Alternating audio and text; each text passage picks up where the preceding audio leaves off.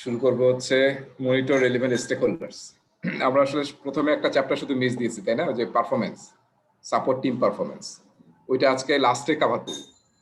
আমাদের এখন দুইটা টপিক আছে, মনিটর রেলেভেন্ট স্টেক হোল্ডার্স আর আরেকটা হচ্ছে আপনার পরে হচ্ছে ইমোশনাল ইন্টেলিজেন্স। সো এই মনিটর রেলেভেন্ট স্টেক হোল্ডার্স এটা আসলে পিএমবকের একটা প্রসেস ছিল না? পিএমবকের একটা প্রসেস আছে কিন্তু stakeholder related, monitor stakeholders, monitor stakeholder engagement, সেই প্রসেসটাই আসলে এখানে 13-4 এটা। হ্যাঁ 13-4 নম্বর প্রসেস। তো এখানে যা আছে এটা পড়াই যথেষ্ট, 13-4-এ ফেরার দরকার নেই। তারপরে জাস্ট মানে স্কিম থ্রু করতে পারেন, একবার দেখে নাও আর কি, এটা পড়ার পাশাপাশি এটা দেখে নাও। ঠিক আছে, মনিটর রেলেভেন্ট স্টেক হোল্ডার্স, তার মানে এর আগ পর্যন্ত আমরা যা যা করছি, আইডেন্টিফাই স্টেক হোল্ডার করছি, তারপরে গত ক্লাসে আমরা আলোচনা করছিলাম কিভাবে এনগেজ করা যায় এবং কিভাবে প্ল্যান করা যায় এনগেজমেন্ট এবং কিভাবে এনগেজমেন্টটা ম্যানেজ করা যায়।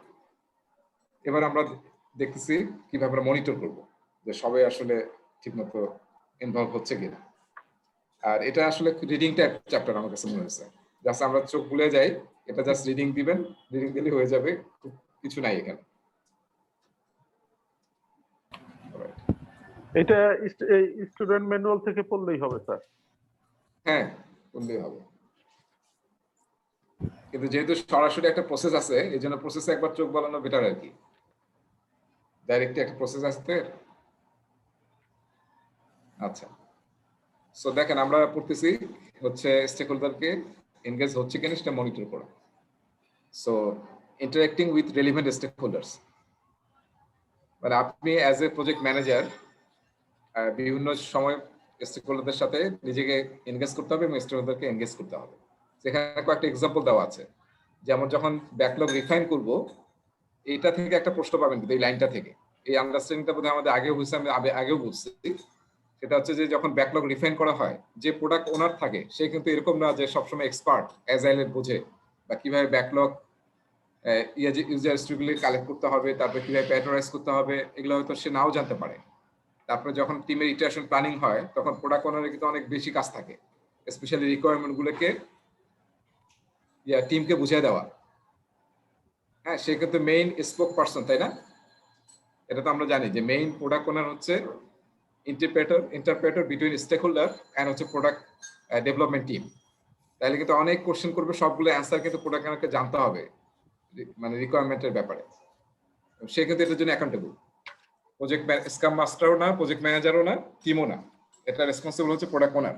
এবং সে সবসময় যে অ্যান্সার অন দ্য স্পট দিতে পারবে এরকম নাও হতে পারে, কিন্তু সে ওটা নোট করে নিবে এবং পরে স্টেক হোল্ডারের সাথে কথা বলে সে সেটাকে নিয়ে আসবে।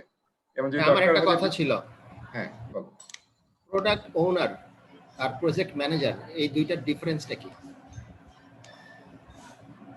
হ্যাঁ, প্রোডাক্ট ওনার কি স্টেক হোল্ডার নাকি? না আমরা কেন এটা কি ভুলে গেছি আমরা? এটা তো মনে আছে, আমি জাস্ট ডিফারেন্সটা যে মানে আমি কাজের দিকটা ডিফারেন্সটা, কাজের দিকটা আর কি, আমি সরি। ঠিক আছে, তাহলে স্ক্রাম মাস্টার হচ্ছে একজন প্রজেক্ট ম্যানেজার, একজন প্রোডাক্ট ম্যানেজার। হ্যাঁ, একজন হচ্ছে প্রজেক্ট ম্যানেজার, যার প্রজেক্ট কনসার্ন ম্যানেজার হচ্ছে তো ওভারঅল প্রজেক্টের জন্য। জি হ্যাঁ, ডেভেলপমেন্ট টিমটা। তাহলে প্রজেক্ট ম্যানেজার বা স্ক্রাম মাস্টার যাকে আমরা বলি চাইলে, বা প্রজেক্ট ম্যানেজার বা প্রজেক্ট লিড, তার দায়িত্ব হচ্ছে সমস্ত প্রজেক্ট ম্যানেজমেন্টের কাজগুলো ঠিকমতো হচ্ছে কিনা, সব প্রসেস ঠিকমতো হচ্ছে কিনা, ওভারঅল প্রজেক্ট ম্যানেজারের কাজ তার ওভারঅল। হ্যাঁ, ফ্যাসিলিটেশন করা, ওই যে লিডে টিমে আমরা যেগুলো পড়ছি, ট্রেনিং দেওয়া, মেন্টরিং করা, এইসব। জি জি জি। আর প্রোডাক্ট ওনার হচ্ছে যে প্রোডাক্টটা ডেভেলপ করা হচ্ছে এটার ওনার সে, হোয়াটের, আমরা এই জন্য সংক্ষেপে বলছিলাম হোয়াট, যে কাজটা আমরা করতেছি। আমরা যদি রেজা ভাই আমরা যদি খুব সহজভাবে যদি মানে একদম মানে কি বলে ওই এই ল্যাঙ্গুয়েজ যদি ইউজ করতে চাই, মানে একদম ক্রুড ল্যাঙ্গুয়েজ, তাহলে এটা হলো প্রোডাক্ট ম্যানেজার আর কি, ফ্যাক্টরির প্রোডাক্ট ম্যানেজার সেই টাইপের কিছু না? আমি তো সেটা মনে করছি। প্রোডাক্ট ম্যানেজার টাইপের, হ্যাঁ, যার দায়িত্ব হচ্ছে প্রোডাক্টটাকে এনশিওর করা, যে প্রোডাক্ট আমরা বানাতে যাচ্ছি ওই প্রোডাক্টটা যদি ডেভেলপ হয় উইথ অল দ্য ফিচার যেটা আমাদের কাস্টমার চাইছে বা আমার স্টেক হোল্ডার স্পন্সর চাইছে, ওটাকে আমি বুঝে গেছি ভাইয়া, আমি সরি ডিস্টার্ব করার জন্য। এখন আপনি ভাই আগেরটাতে ফেরত যান। প্রোডাক্ট ওনারটা বুঝতে পারছি যে প্রজেক্ট ম্যানেজার হয়েছিল এনশিওর করে, আর প্রোডাক্ট ওনার হয়েছিল যে প্রোডাক্টটা বের হবে সেটার সে রেসপন্সিবল ফুললি। হ্যাঁ, ফুল অ্যাকাউন্টেবল রেসপন্সিবল সে, রাইট। এবং এর সাথে মনে রাখতে হবে ভ্যালু, মানে বিজনেস ভ্যালু রেসপন্সিবিলিটি কিন্তু প্রজেক্ট ম্যানেজারের না, মানে অ্যাজাইল টিমে প্রোডাক্ট ওনার। জি। আচ্ছা, তাহলে দেখেন প্রোডাক্ট ওনারকে ট্রেন আপ করা, তাকে মেন্টরিং করা, কোচিং করা, এটা কিন্তু একটা কাজ প্রজেক্ট ম্যানেজারের বা স্ক্রাম মাস্টার। এটা একটু মনে রাখতে হবে, এখান থেকে একটা প্রশ্ন আসবে। হ্যাঁ, আর যখন অনবোর্ডিং করবেন নতুন টিম মেম্বারকে, তখন আসলে আপনাকে কাজ করতে হবে। এখানে কিছু এক্সাম্পল দেওয়া হচ্ছে আর কি, কখন আমি কাজ করবো। টিম মেম্বারও কিন্তু একজন স্টেক হোল্ডার, ঠিক আছে। আর ধরেন কোনো আমরা পারচেস করবো, প্রকিউরমেন্ট করবো, তাহলে যে রেলিভেন্ট স্টেক হোল্ডার আছে এবং যে প্রসেসগুলো ফলো করা দরকার সেটার ব্যাপারে আমার টিমকে আমি ট্রেন আপ করবো বা তাদেরকে বলবো, এবং যারা রেলিভেন্ট স্টেক হোল্ডার তাদেরকে আমরা কানেক্ট করবো। সো এইভাবে through out the project life cycle project manager আসলে স্টেক হোল্ডারদেরকে এনগেজ করবে, ইন্টারনাল টিম এবং এক্সটার্নাল টিম। আর বড় একটা কাজ হবে কি, কোচিং এবং মেন্টরিং করানো। ট্রেনিং, কোচিং, মেন্টরিং, এটা আমরা বারবার বলে আসতেছি। এই জিনিসটা আসলে ইয়া থেকে আসছে, অ্যাজাইল থেকে আসছে। অ্যাজাইল কোচের একটা কাজ হচ্ছে কোচিং করানো। আর আরেকটা কথা আমি বলছিলাম যে সেলফ অর্গানাইজিং টিম যেটা, তারও কিন্তু একটা ব্যাপার হচ্ছে যে তারা একে অপরকে ট্রেন আপ করাবে, যাতে সবাই জেনারেলাইজিং স্পেশালিস্ট হতে পারে। এই জন্য কিন্তু একে অপরকে ট্রেনিং করাবে, কোচিং করাবে, মেন্টরিং করাবে। শুধু প্রজেক্ট ম্যানেজার না বা স্ক্রাম মাস্টার না, এটা নিজের টিমের মধ্যেও এই জিনিসটা থাকবে। সো কি দেখতেছি আমরা, coach and mentor others to help them improve. তারপর টিমের অ্যাবিলিটি যাতে রেজ করে, নলেজ বেস স্কিল যাতে আপ হয়। তারপরে আরেকটা বিষয় দেখেন, start mentoring relevant stakeholders in the project and expand your mentoring reach into throughout the organisation. এটা খুব ইম্পর্টেন্ট, মানে অ্যাজাইলের প্র্যাকটিসগুলো যাতে throughout the organisation practice হয়। অ্যাজাইল না হোক প্রজেক্ট ম্যানেজমেন্টের, বা অ্যাজাইল যাই হোক, প্রজেক্ট ম্যানেজমেন্টে যাই ফলো করছি আমরা, সেটা যাতে থ্রু আউট দ্য অর্গানাইজেশন আমরা ডিসিমিনেট করতে পারি, সেটা কিন্তু আমাদের একটা কাজ, স্টেকহোল্ডারের কানেকশন ইনভলভমেন্টের। এবং make time for mentoring and coaching, ঠিক আছে। মানে আসল কথা হচ্ছে এটা, আমরা এই মেন্টরিং বা কোচিং দুইভাবে করতে পারি, ইন্ডিভিজুয়াল করতে পারি, গ্রুপ ওয়াইজ করতে পারি। এই ব্যাপারে দেখবেন যে স্টুডেন্ট ম্যানুয়াল একদম টেবিল আকারে দেওয়া আছে, ওই টেবিলের পয়েন্টগুলো এখানে আছে আর কি, যে আমরা ইন্ডিভিজুয়ালও মেন্টরিং কোচিং করবো, ইন্ডিভিজুয়াল স্টেকহোল্ডারকে কানেক্ট করার জন্য, আবার আমরা গ্রুপ ওয়াইজে করব। সো এখানে জাস্ট আমরা জাস্ট রিড আউট করলেই হবে যে এখানে কি করবো আমরা, encourage others to take lead on activities. তার মানে সবসময় আমি লিড নেবো এরকম যাতে না হয়।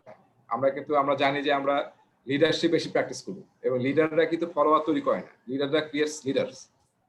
সো লিডারশিপের কনসেপ্টটা মাথায় থাকলে আপনি আসলে বুঝতে পারবেন যে encourage others to take lead on activities. আর আমার কাজ হচ্ছে ফেসিলিটেট মিটিংস এন্ড সেশনস, এটা আমার একটা সবচেয়ে মেজর কাজ। Practice taking on new roles, এই যে দেখেন আমরা কিন্তু জব রোল সুইচ করাবো, কারণ অ্যাজাইল টিম চাচ্ছি আমরা সবাই যাতে মোটামুটি স্কিল হয় বিভিন্ন কাজ করার। ইউজ ইনফর্মাল অপরচুনিটিস, তারপর formal opportunities, transfer skill, model behaviours. এখানে একটা ছবি বোধহয় আমি রাখছিলাম, দেখছেন এই ছবিটা দেখা যাচ্ছে,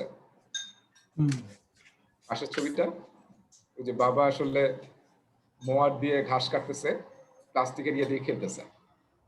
সো মডেল বিহেভিয়ার করতে হবে, কিন্তু যেটা আপনি চাচ্ছেন যে সবাই প্র্যাকটিস করুক সেটা কিন্তু আপনাকে করতে হবে, তাহলে মানুষ এনকারেজ হবে। Encourage teammates to assist each other. তারপর হচ্ছে share explicit knowledge with an individual while performing a task. আমাদেরকে এক্সপ্লিসিট মনে আছে না, এক্সপ্লিসিট এবং ট্যাসিট নলেজ আমরা একটা টপিক পড়ছিলাম। তো দুইটা নলেজই আসলে আমাদেরকে শেয়ার করতে হবে ইন্ডিভিজুয়ালের সাথে। তো দেখেন, প্রথম হচ্ছে এনকারেজ করা, সেলফ অর্গানাইজেশন ইনিশিয়েটিভ, সবাই যাতে সেলফ অর্গানাইজ হয়। ফ্যাসিলিটেট করা, কোচিং করানো, এবং এক্সপ্লিসিট নলেজ তো কোচিং করাবো, ট্যাসিট নলেজ আমাদের অভিজ্ঞতা, তারপর আমাদের এক্সপিরিয়েন্স, এগুলো আমরা শেয়ার করবো। Lead formal training sessions, pass on and practising skills, demonstrate করবো আমরা। তারপরে দেখেন লাস্টের পয়েন্টটা খুব ইম্পর্টেন্ট, আমি একটু রেড কালারে করছি, এখান থেকে একটা প্রশ্ন আসবে। Self-organizing teams coach and mentor each other every day in their work. ঠিক আছে, দিস ইজ কিন্তু ডিফারেন্ট এটা। নর্মাল আমরা এটা দেখি না, কিন্তু আসলে অ্যাজাইলে এটা খুবই প্র্যাকটিস করা হয়। আর আমরা যারা চাকরি করি, চাকরিতে এই ঘটনাটা সবসময় ঘটতে থাকে, সিনিয়ররা জুনিয়রদেরকে হেল্প করছে, শিখাচ্ছে, এইভাবে আসলে সবচেয়ে বেশি লার্নিং হয়। আর অ্যাজাইল টিম এটা আসলে সেলফ অর্গানাইজিং এর টিমের একটা ক্রাইটেরিয়া হচ্ছে এটা, যে তারা একে অপরকে ট্রেন আপ করা হবে। আর আমরা সেম জিনিসটাই আমরা অ্যাজ এ গ্রুপ করতে পারি, mentor and coach as a group. একই জিনিস আমরা গ্রুপ আকারে formal, informal, explicit, tacit knowledge আমরা শেয়ার করব। লাস্টের কথাটা খুব সুন্দর, the entire team learns and grows as a unit. যখন আসলে একে অপরকে আমরা হেল্প করবো অ্যাজ এ ইউনিট, তখনই আসলে লার্নিংটা আরো ভালো হয়। এটা দেখুন স্টুডেন্ট মিনিটে খুব একটা সুন্দর সেন্টেন্স আছে। আচ্ছা, এরপরে আমরা কি দেখছি, ট্রেনিং এন্ড শেয়ারিং প্ল্যানস। বিভিন্ন সময় ট্রেনিং লাগতে পারে, আমরা সেটা আসলে আমরা আগে থেকে ফর্মাল বা ইনফর্মাল হোক, টাইম যাতে ঠিক করতে পারি। তারপরে রেট্রোস্পেক্টিভ এবং traditional project lesson learn sessions, সেগুলো আমাদেরকে হেল্প করবে, এবং সেটা যাতে আসলে অ্যাপ ঘটে এবং প্ল্যান অনুযায়ী হয়। এবং schedule training sessions to formalise mentoring and coaching. এবং দেখেন, this sessions can be facilitated by anyone. তার মানে এই ফ্যাসিলিটেটর কিন্তু ঘুরতে থাকবে যাতে, এবং এটা কিন্তু ডেইলি স্ক্যামে অনেক সময় প্র্যাকটিস করা হয়। আপনারা হয়তো, ওরা একটা ইউজ করে ইন্টারেস্টিং জিনিস, সেটা হচ্ছে যে একটা গেম আছে বল পাস কিংবা হ্যাট চেঞ্জ করা। তার মানে আজকে ডেইলি স্ক্যাম মিটিংটা কে চালাবে, সেটা আসলে একটা বল দেওয়া হয় একজনকে, যার হাতে বলটা থাকে সে ট্রেনিং, মানে আজকে মিটিংটা কন্ডাক্ট করে, বা যে ক্যাপটা পড়বে আজকে সে আসলে মিটিংটা কন্ডাক্ট করবে। সো এইভাবে কিন্তু সবাইকে আসলে ওই ফ্যাসিলিটেটর হওয়ার যে ট্রেনিংটা, সেটা কিন্তু সে অন দ্য জব পেয়ে যায়, অন দ্য ইভেন্ট পেয়ে যায় সে। এই যে ফ্যাসিলিটেশন, স্পেশালি অ্যাজাইল টিমের স্ক্রাম মাস্টারের সবচেয়ে বড় কাজ হচ্ছে ফ্যাসিলিটেশন, তাই না? সব মিটিংস, ইভেন্ট, প্রসেস যাতে ফ্যাসিলিটেট সে করতে পারে। তো ফ্যাসিলিটেশনের উদ্দেশ্য হচ্ছে যে কোনো একটা প্রবলেম বা কোনো একটা বিষয় যে আমরা করতেছি, লোকজনকে এমনভাবে ইন্সপায়ার করা এবং মোটিভেট করা এবং ড্রাইভ করা, যাতে আমরা সেই প্রবলেমটা বা সেই এজেন্ডাগুলো থেকে রেজাল্ট নিয়ে আসতে পারি। আমরা রেজাল্ট ড্রাইভ আউট করা, এটি কিন্তু ফ্যাসিলিটেশনের মেইন কাজ। এবং এই ফ্যাসিলিটেশনটাও কিন্তু আমাদের ওই সবসময় প্রজেক্ট ম্যানেজার করবে এরকম না, এটা কিন্তু আমরা শেয়ার করতে পারি একজনকে দায়িত্ব দিয়ে, যাতে তার মধ্যে বেশি গ্রুপ হয়। লাস্টের কথাটা দেখেন, when all contribute all gain। ঠিক আছে, একটা ফ্যাসিলিটেশন যদি সবাই চুপচাপ থাকে, দুই একজনই খালি কথা বলে, এটা অনেক হয়, কিন্তু বাকি কেউ মানে পার্টিসিপেট করছে না, তাহলে কিন্তু খুব একটা ভালো রেজাল্ট আসবে না। So when all contribute all gain, ওইরকম একটা সিচুয়েশন তৈরি করতে হবে। এই জন্য গত ক্লাসে একটা শব্দ বলছিলাম না, সাইকোলজিক্যাল সেফটি ক্রিয়েট করতে হবে ফ্যাসিলিটেশন মিটিং এ, যাতে সবাই ওপেনলি তাদের যে কোনো মত দিতে পারে। ট্রান্সফরমেশন স্কিল, ট্রান্সফর্ম করা স্কিল, মানে একজন স্কিল আরেকজনকে ট্রান্সফর্ম করা, আমি পারি তাহলে আরেকজনকে সেভাবে স্কিল আপ করা। ঠিক আছে, আর অ্যাজিলিটি যাতে সবার মধ্যে আছে সেটাকে এনশিওর করা। আর keep knowledge current, very important. দেখেন, in today's digital world the skill set being use today may be obsolete or limited tomorrow, তাই না? Knowledge is not constant. So আপনাকে অলওয়েজ কিন্তু নলেজকে বাড়াতে হবে, সিক করতে হবে new knowledge to stay relevant. এই স্লাইডের অনেকগুলো এই পুরনো এসে বইও নাই এবং ওই স্টুডেন্ট ম্যানুয়ালও নাই, ট্রান্সফরমেশন স্কিলই নাই, ডকুমেন্টও নাই। না, আচ্ছা, আগের স্লাইডে ছিল, আগের স্লাইডে ছিল স্টুডেন্ট ম্যানুয়ালে ট্রান্সফরমেশন স্কিল আছে। কোনটা? স্টুডেন্ট ম্যানুয়ালে, স্টুডেন্ট ম্যানুয়াল লাস্ট স্লাইডে ছিল। না লাস্টে না, আপনি শুরুর পাতাটায় যান, প্রথম পাতাটাতেই আছে, শেষের চ্যাপ্টার। ট্রান্সফরমেশন স্কিল প্রথম ঢুকাই দিয়েছে, পেজে আছে। এই যে আমি দেখাচ্ছি যে আগের ইয়াতে ছিল, কিন্তু শুরুতেই ছিল বোধহয়। হ্যাঁ, শুরুতে, আগের স্লাইডে শুরুতে ছিল, আর এখন একটু লাস্টে নিয়ে গেছে আর কি। মানে ইয়াটা কনস্ট্রাকশন চেঞ্জ করছে, সিকোয়েন্সটা সবচেয়ে বড় কাজ করছে সিকোয়েন্সের আর কি। কন্টেন্ট গুলো কিন্তু এখানে আছে, এই যে আমরা লাস্টে বললাম না, ইন টুডেস ডিজিটাল ওয়ার্ল্ড, মোটামুটি কাছাকাছি কিন্তু আছে, এটা আপনার সিকোয়েন্সটা রেলিভেন্ট করছে আর কি, চেঞ্জ করছে। আচ্ছা, এই ছবিটা একটা অন্য বই থেকে নেওয়া, এই ছবিটা আমার কাছে মজার লাগছে, এই জন্য এখানে আপনাকে দেখাচ্ছি। দেখা যাচ্ছে coaching at the team and individual levels. ছবিটা খুব ইন্টারেস্টিং, যে আমরা যখন ইটারেশনের বিগিনিং এ থাকি, শুরুতে, তখন আমরা ইন্ডিভিজুয়াল কোচিং পজ করে দিই, ইন্ডিভিজুয়াল বা কোচিং পজ করে দিই। আমরা এখানে দুইটা জিনিস দেখলাম না, ইন্ডিভিজুয়াল এবং গ্রুপ। বিগিনিং আমরা কি করি, team coaching during iteration planning. Iteration planning কি হয়, সবাইকে শেখাচ্ছে, যেমন স্ক্রাম মাস্টার প্রোডাক্ট ওনাকে শেখাচ্ছে বা কিভাবে ইউজার হিস্ট্রি লিখতে হবে, ট্রেনিং দিয়ে তারপর আমরা শুরু করলাম। সো টিম কোচিং হচ্ছে বিগিনিং এ। তারপর যখন কাজ শুরু হয়ে যাবে তখন টিম কোচিং বন্ধ হয়ে যাবে। এই যে টিম কোচিং পজ, যখন কাজ শুরু হয়ে যাবে তখন ইন্ডিভিজুয়ালি হয়তো নতুন একজন টিম মেম্বার আসছে বা নতুন কাউকে পাচ্ছি, তখন স্ক্রাম মাস্টারের বা প্রজেক্ট ম্যানেজার কাজ হচ্ছে ইন্ডিভিজুয়াল ট্রেন আপ করা, ইন্ডিভিজুয়ালি মেনটেন করা, মোটিভেট করা। এই সমস্ত কাজ তখন চলতে থাকবে। যখন ইটারেশন চলতে থাকবে তখন গ্রুপ টিম কোচিং পজ, কারণ তখন তো আসলে কি হচ্ছে, কাজ করতেছে টিম। এখন একজন টিম মেম্বার একজনকে হেল্প করতে পারে, কিন্তু ইন্ডিভিজুয়াল বা একজন দুইজনকে হেল্প করবে, এরকম ছোট ছোট। তারা উইক তাদেরকে শুধু হেল্প করতে হবে। হ্যাঁ, রাইট। এবং জেনারেলাইজ স্পেশালিস্ট বানানোর ট্রাই করা, মেন্টরিং করে, কোচিং করে একজন একজনকে। আর তারপরে যখন আবার দেখেন ইটারেশন এন্ডের দিকে আসবে, তখন কিন্তু আমাদের ইভেন্টগুলি হচ্ছে কি, সব ইভেন্টগুলি কি, যেমন রেট্রোস্পেক্টিভ করতেছি বা লেসন লার্ন সেশন, এটা কিন্তু এক ধরনের লার্নিং সেশন, তাই না? আমাদের ডেভেলপ করা, আমাদের টিমের ডেভেলপমেন্ট। সো সেটা তখন আমরা আবার টিমে ফিরে গেলাম, তখন আবার ইন্ডিভিজুয়াল কোচিং পজ। ঠিক আছে? সো এই ফিগারটা চমৎকার, এটা বোধহয় রিতার বইতেও আছে। হ্যাঁ, রিতার বইতে ছবিটা মনে হয় অ্যাড করছে, কারণ যিনি এই বইটা লিখছিলেন উনি এবার রিতার বইয়ের এজাইল পার্টটা উনি লিখছেন আর কি। ওনার নাম হচ্ছে মাইক গ্রিফিথ। স্টেক হোল্ডারের ভিতর জি, স্টেক হোল্ডার কার ভিতর থাকে?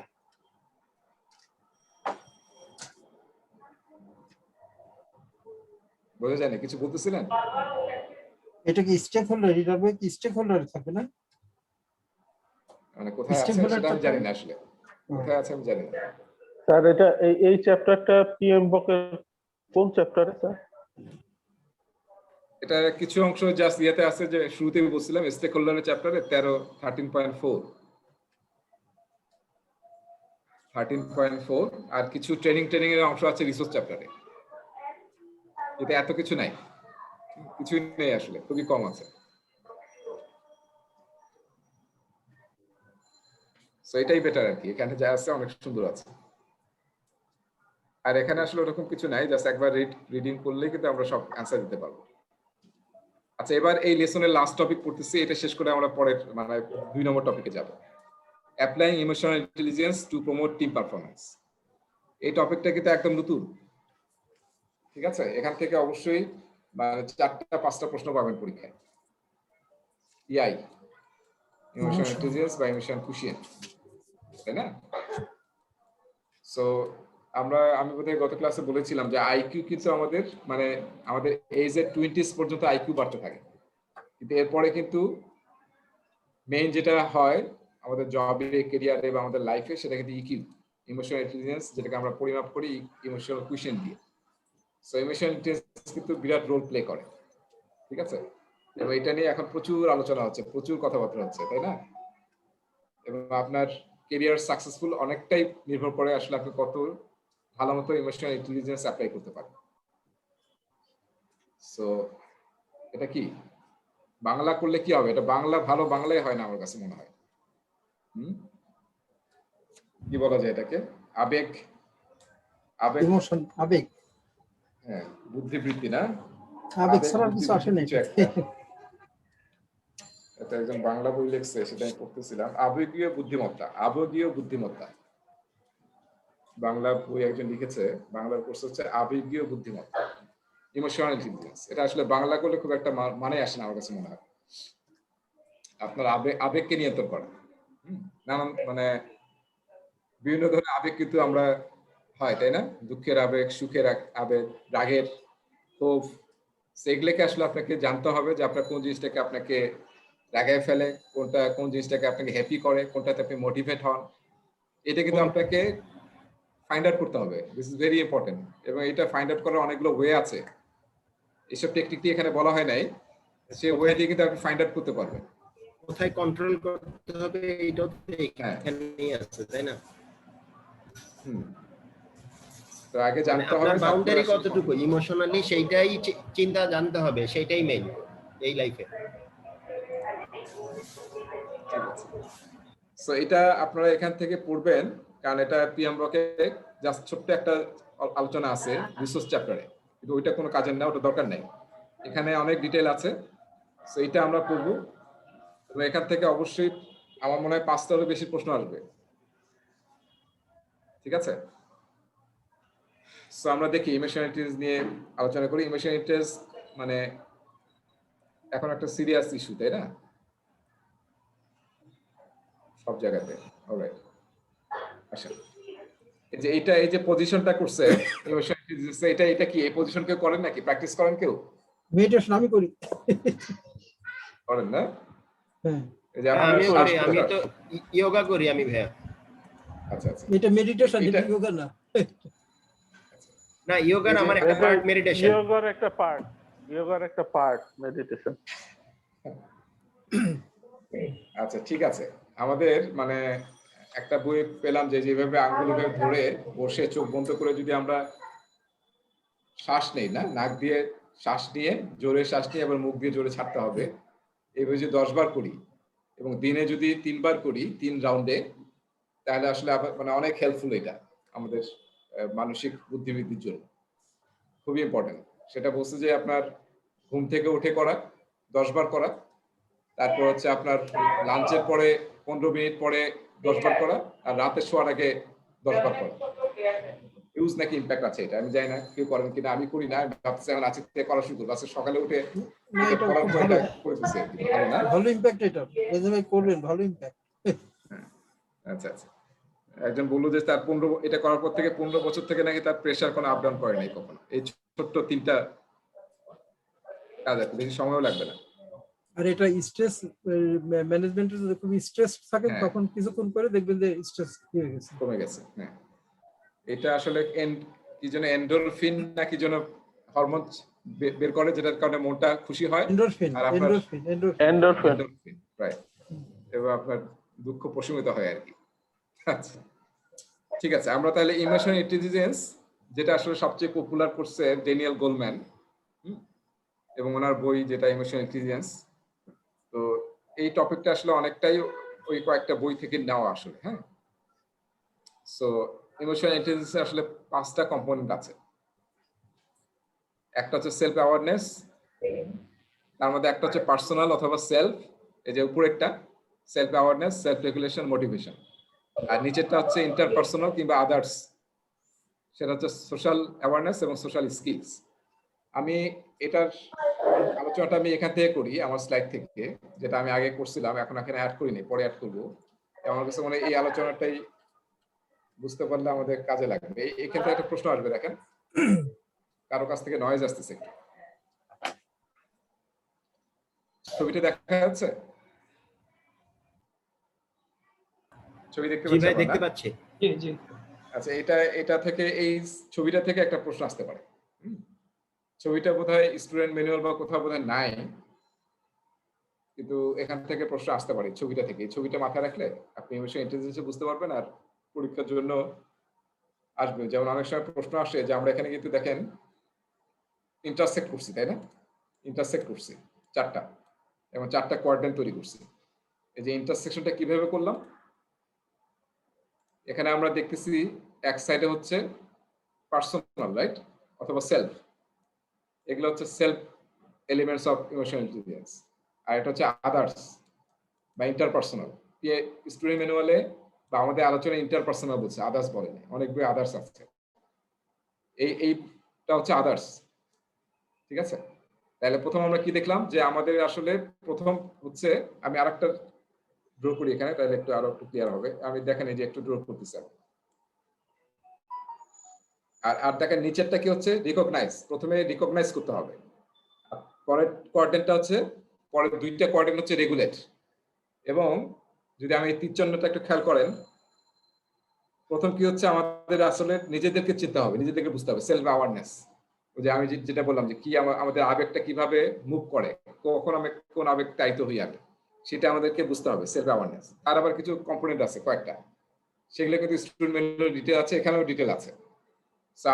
আসল কাজ হচ্ছে আপনাদেরকে আগে সেলফ অ্যাওয়ারনেসটা জানা, আপনার কোন কোন জিনিস আপনাকে আপনার আবেগকে তাড়িত করে, ইন্সপায়ার করে বা চেঞ্জ করে, সেটাকে আইডেন্টিফাই করা, এবং স্পেশালি রাগ, দুঃখ, হাসি, কান্না, এসব মেইন জিনিসগুলো।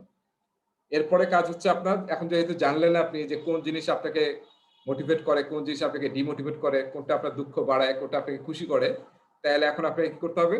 রেগুলেট করতে হবে সেগুলো। কোন সিচুয়েশনে, কোন কনটেক্সটে আপনি কোনটা করবেন সেটা আপনাকে রেগুলেট করা শিখতে হবে। ঠিক আছে? সেটা কিন্তু ইমোশনাল ইন্টেলিজেন্স কিন্তু আমরা প্র্যাকটিস করলে শিখতে পারি এবং একদম আজীবন শেখা যায় এটা। সো আপনি যদি দেখেন যে আপনার কোনো কারণে রাগ বেড়ে যাচ্ছে কোনো একটা বিষয়ে, তাহলে যখন দেখবেন যে ওই সিচুয়েশনে আসতেছে, তখন আসলে এমন টেকনিক খাটাতে হবে, সেই টেকনিকটা আসলে এখানে আলোচনা হয় না, এগুলো আসলে মোটিভেশনাল বইয়ে আছে, যাতে আপনি ওই রাগটাকে দমন করতে পারেন। সেটা হচ্ছে সেলফ রেগুলেশন। হ্যাঁ, আর এই যে আপনি সেলফ অ্যাওয়ারনেস এবং সেলফ রেগুলেশন করতে অলওয়েজ আপনাকে মোটিভেট রাখতে হবে, যে আপনার আবেগকে যদি আপনি ঠিকমতো কন্ট্রোল করতে পারেন, তাহলে আসলে আপনার কেরিয়ার, আপনার সবকিছু ডিফারেন্ট হবে। তো আপনাকে মোটিভেট রাখতে হবে সবসময়। এরপরে আমরা যদি যাই, এরপরে আসলে আমাকে নেক্সট কাজ যেটা করতে হবে, আমার সাইড হয়ে গেল সেলফ। এখন আমি দেখব সোশ্যাল অ্যাওয়ারনেস। আমাকে জানতে হবে সোশ্যাল অ্যাওয়ারনেস, যে এবং এটাকে সহজ কথায় মনে রাখার বিষয় হচ্ছে যে আপনাকে you have to wear others shoes on your legs. অন্যর জুতা পরে আপনাকে দেখতে হবে সে কিভাবে চিন্তা করতেছে, বা অন্যর চশমা পরে আপনাকে দেখতে হবে যে সে কিভাবে জিনিসটা দেখতেছে। সেটা হচ্ছে সোশ্যাল অ্যাওয়ারনেস। আদার্স কিভাবে কোন জিনিসকে নিচ্ছে, তারা কোন জিনিসে খুশি হচ্ছে, কোন জিনিসে রেগে যাচ্ছে, এসে আপনাকে বুঝতে হবে। এবং সেখানে বড় প্লে করবে হচ্ছে এমপ্যাথি। ঠিক আছে? একজনের সহানুভূতি বুঝতে পারা। তাহলে প্রথমে আপনি কি করতে হবে? রিকগনাইজ করতে হবে। যখন আপনি রিকগনাইজ করলেন, তখন আপনাকে কি করতে হবে? আপনার বিভিন্ন সোশ্যাল স্কিল ডেভেলপ করতে হবে, যেমন কমিউনিকেশন করা, নেটওয়ার্কিং করা, বন্ডিং তৈরি করা। ঠিক আছে? এরকম বিভিন্ন সোশ্যাল স্কিল আপনাকে তৈরি করতে হবে, সেটাকে আমাকে রেগুলেট করতে হবে বিভিন্ন সিচুয়েশনে। তো সেটাই আমি টিচার দেখাচ্ছি। তাহলে প্রথমে সেলফ অ্যাওয়ারনেস, যেটা আমাকে আইডেন্টিফাই করতে হবে, রিকগনাইজ করতে হবে, রাইট? রিকগনাইজ করতে হবে। তারপরে আমি এটাকে রেগুলেট করব, এবং এই পুরা আবেগীয় যে আপনি বুদ্ধিমত্তার পরিচর্যা করতেছেন, কাজ করতেছেন, সবসময় আপনাকে মোটিভেট রাখতে হবে। আর তারপরে আমাদের সোশ্যাল অ্যাওয়ারনেস এবং এমপ্যাথিকে রিকগনাইজ করতে হবে, এবং সে সোশ্যাল স্কিল অ্যাপ্লাই করতে হবে, যাতে আপনি আসলে অন্যের আবেগকে আপনি প্রায়োরিটি দিতে পারেন, আবেগকে আপনি রক্ষা করতে পারেন। সেটা হচ্ছে রেগুলেট করা। এইটার মধ্যে আসলে ইমোশনাল ইন্টেলিজেন্সের সমস্ত আলোচনা হয়ে যায়। আর আমাদের স্টুডেন্ট ম্যানুয়ালে এগুলো সব নিয়ে কিন্তু ডিটেল আছে। আমি স্লাইডে যাই, আমাদের মেইন স্লাইডটাতে। এটা না, কোনটা?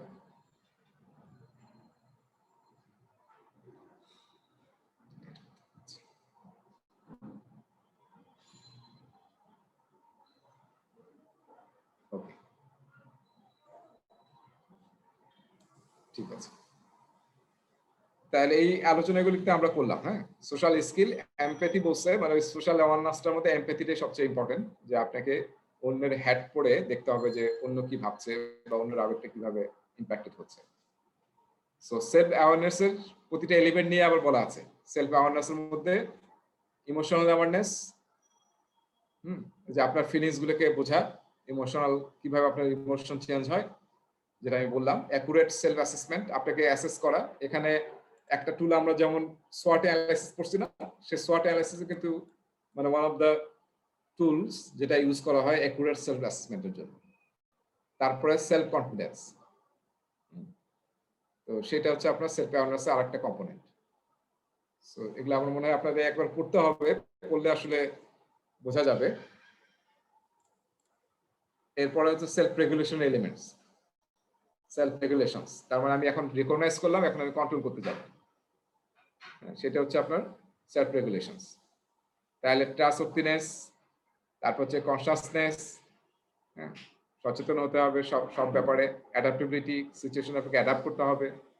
আপনি মিটিং করতেছেন, একজন হঠাৎ করে এমন কথা বলে যে আপনি রেগে গেলেন, আবার কথা শুরু করলেন, আবার সে আবার পয়েন্ট আপনাকে ইয়ে করতেছে, সেগুলোকে বুঝতে হবে এবং আপনাকে সেভাবে ম্যানেজ করতে হবে।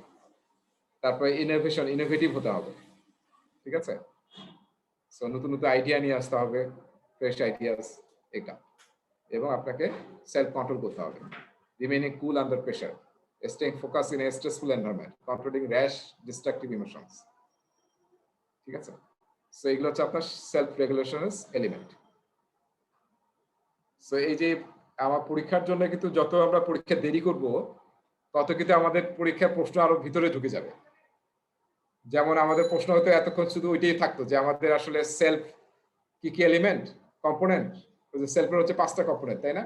সেলফ সাইডে, আর আদার সাইডে আবার 2টা কম্পোনেন্ট। কিন্তু এখন কিন্তু এর ভিতর থেকে প্রশ্ন আসবে যত দেরি করবেন পরীক্ষা আর কি। এখন যেমন বলতেছে সেলফ রেগুলেশনের মধ্যে আবার 5টা এলিমেন্ট আছে, এরপর আরো যত পরীক্ষা দেরি করবেন এলিমেন্টের ভিতর থেকে প্রশ্ন করবে। আচ্ছা, এরপরে আমরা যাচ্ছি রাইট সাইডে, কোঅর্ডিনেটের রাইট সাইডে, তারপরে ইন্টারপার্সোনাল এন্ড টিম স্কিলস, যেটা আমরা সোশ্যাল বলতেছি, সোশ্যাল অ্যাওয়ারনেস এবং সোশ্যাল স্কিলস।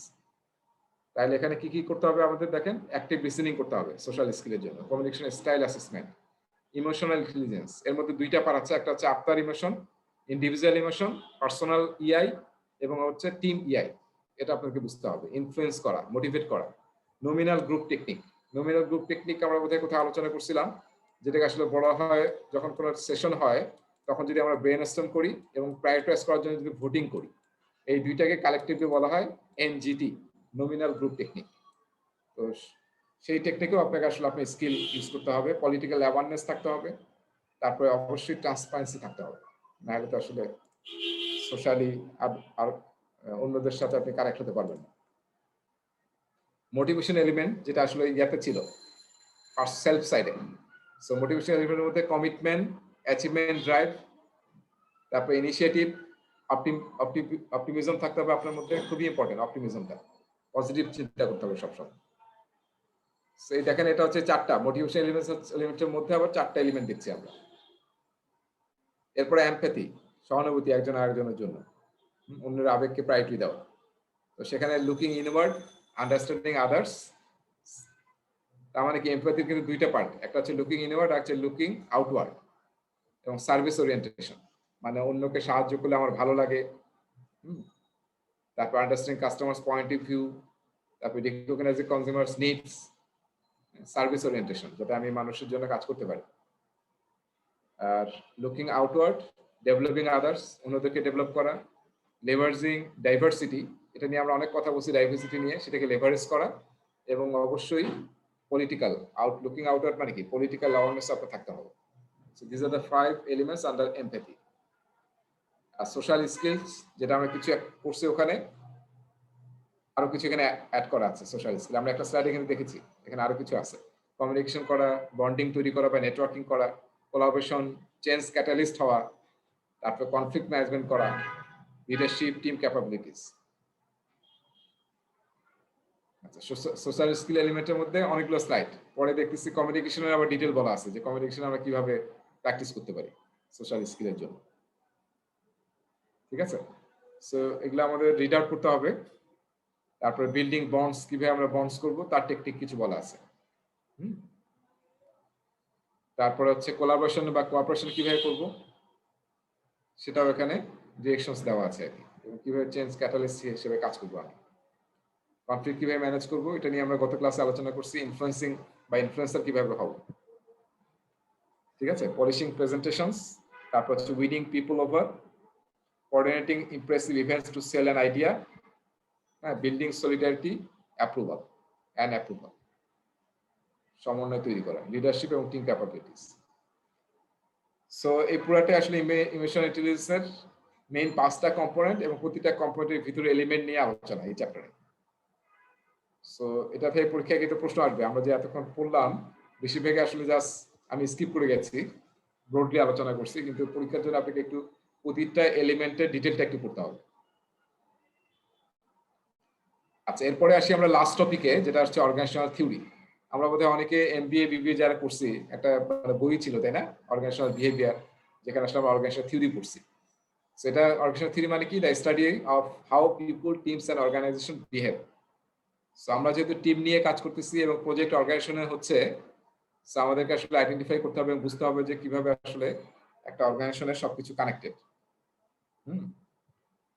সো যে অ্যাভেলেবল থিওরি গুলো আছে অর্গানাইজেশনকে পিপুলের মধ্যে, পিপুল অর্গানাইজেশন চালানোর জন্য, তো সেগুলো কিন্তু আমরা প্র্যাকটিস করতে পারি।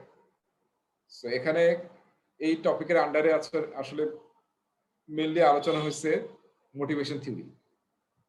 ঠিক আছে, যে নিচে আমি 4টা লাল দিয়ে দেখাচ্ছি, 4টা লাল দেখছি আমরা।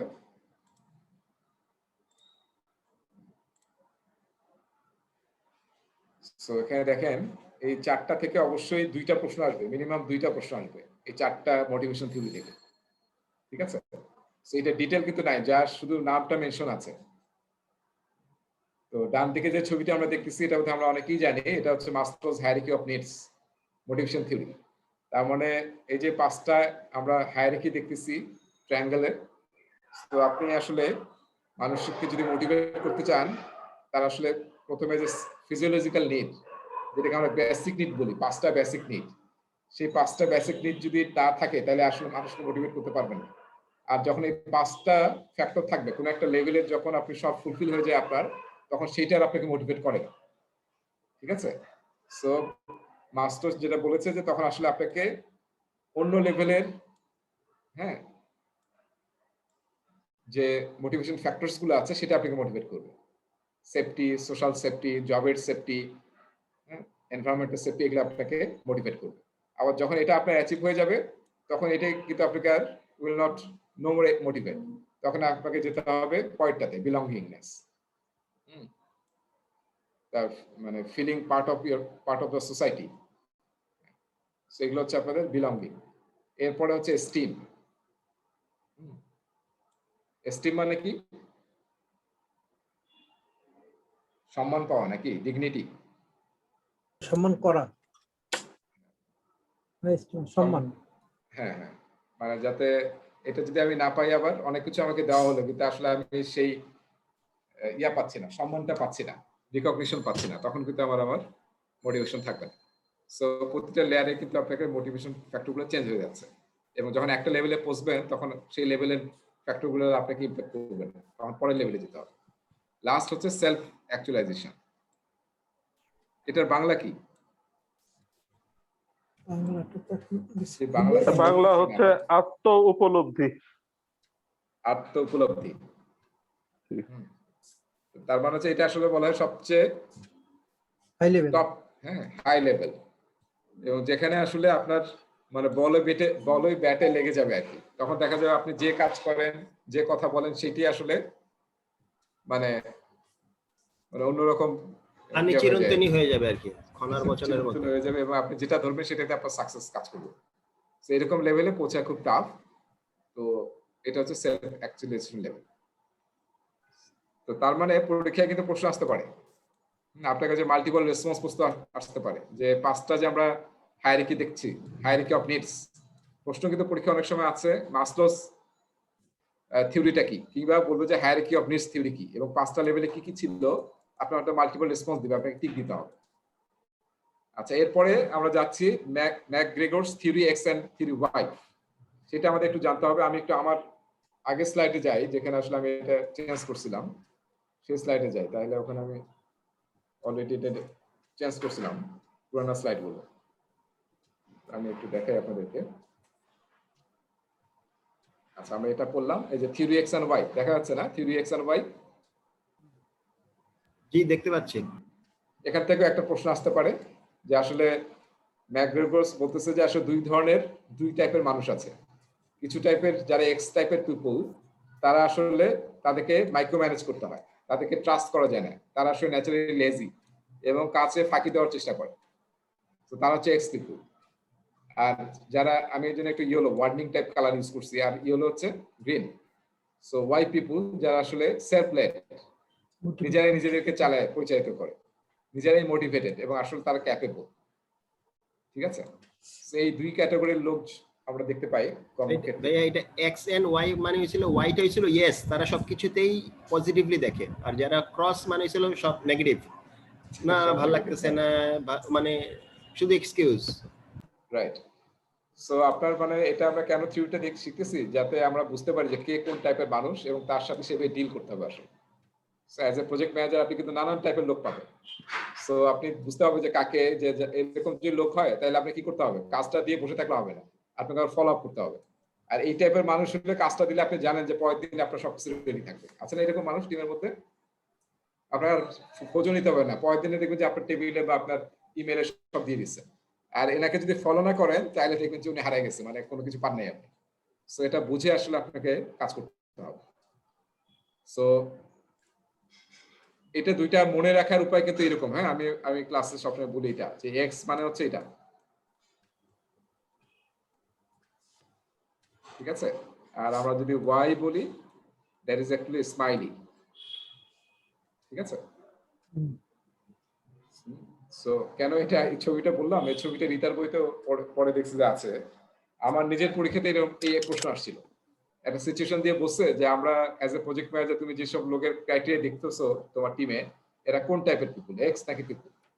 আমি কিন্তু বুঝতে পারছি যে এরা আসলে খারাপ পিপল, কিন্তু আমার খেয়াল নাই যে এক্সটা ভালো নাকি ওয়াইটা ভালো।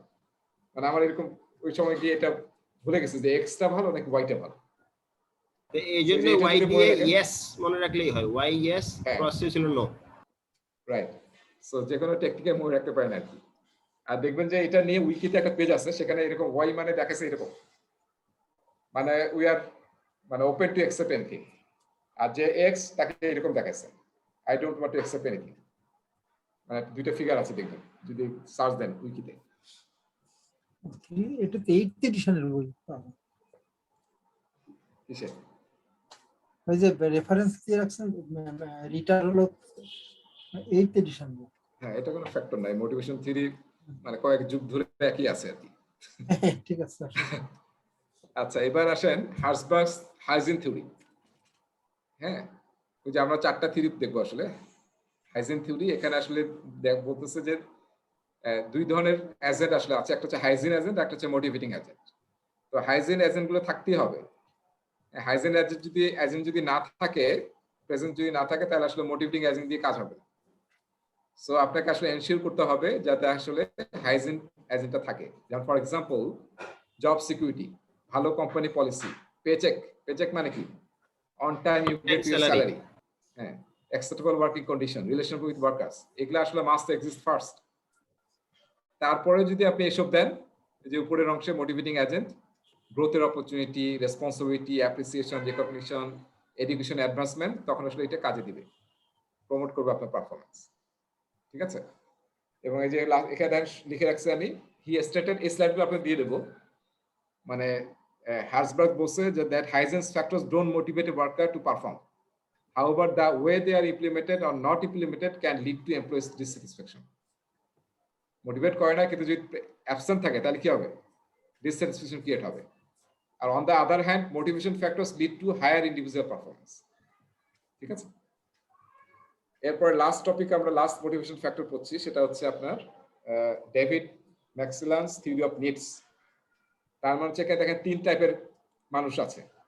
কারণ কেউ পাওয়ার পেলে মোটিভেটেড হয়। রাজা ভাই, এটা কি স্টুডেন্ট ম্যানুয়ালে আছে?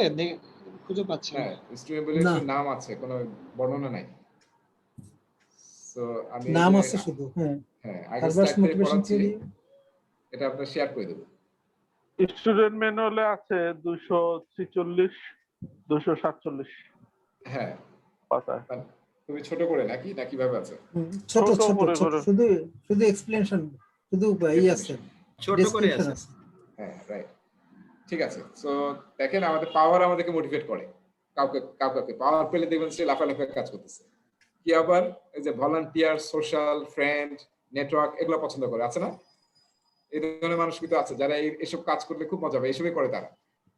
এবং যে আসলে এই টাইপের না, তাকে এই দায়িত্ব দিলে দেখবেন যে কাজ হবে না। ঠিক আছে? আর অ্যাচিভমেন্ট, অনেকে আসলে অ্যাচিভমেন্ট ছাড়া মানে ইন্সপিরেশন পায় না যে সামনে কোনো অ্যাচিভমেন্ট আছে কিনা।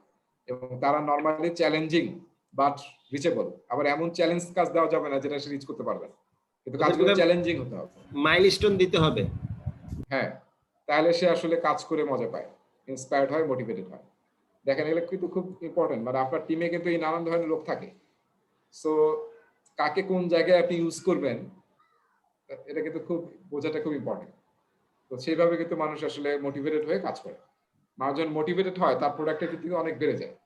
এই জন্য অ্যাজাইলে একটা এটা হচ্ছে যে থিওরি অফ ম্যাক্সিলান্স হ্যাঁ, থিওরি অফ নিডস। আচ্ছা, ম্যাক্সিলেন্স অ্যাচিভমেন্ট থিওরি। ম্যাক্সিলেন্ট। আচ্ছা আচ্ছা ঠিক আছে। আমার নাম কি আমরা একটু ডিফারেন্ট হয়েছে না? না ঠিক আছে। আচ্ছা ঠিক আছে। না, অ্যাচিভমেন্ট থিওরিটাই থিওরি অফ নিডস, তাই তো? হ্যাঁ, থিওরি অফ নিডস না বলে যেহেতু অ্যাচিভমেন্ট বসে এটা মনে রাখেন, তাইলে আর ওখানে যাওয়া যাবে না, কারণ নিডস আবার এখানেও আছে, হায়ারার্কি অফ নিডস। সো এটা বাদ দিয়ে আমরা ওটাকে অ্যাচিভমেন্ট থিওরিটাই মনে রাখি, তাহলে বেটার হবে।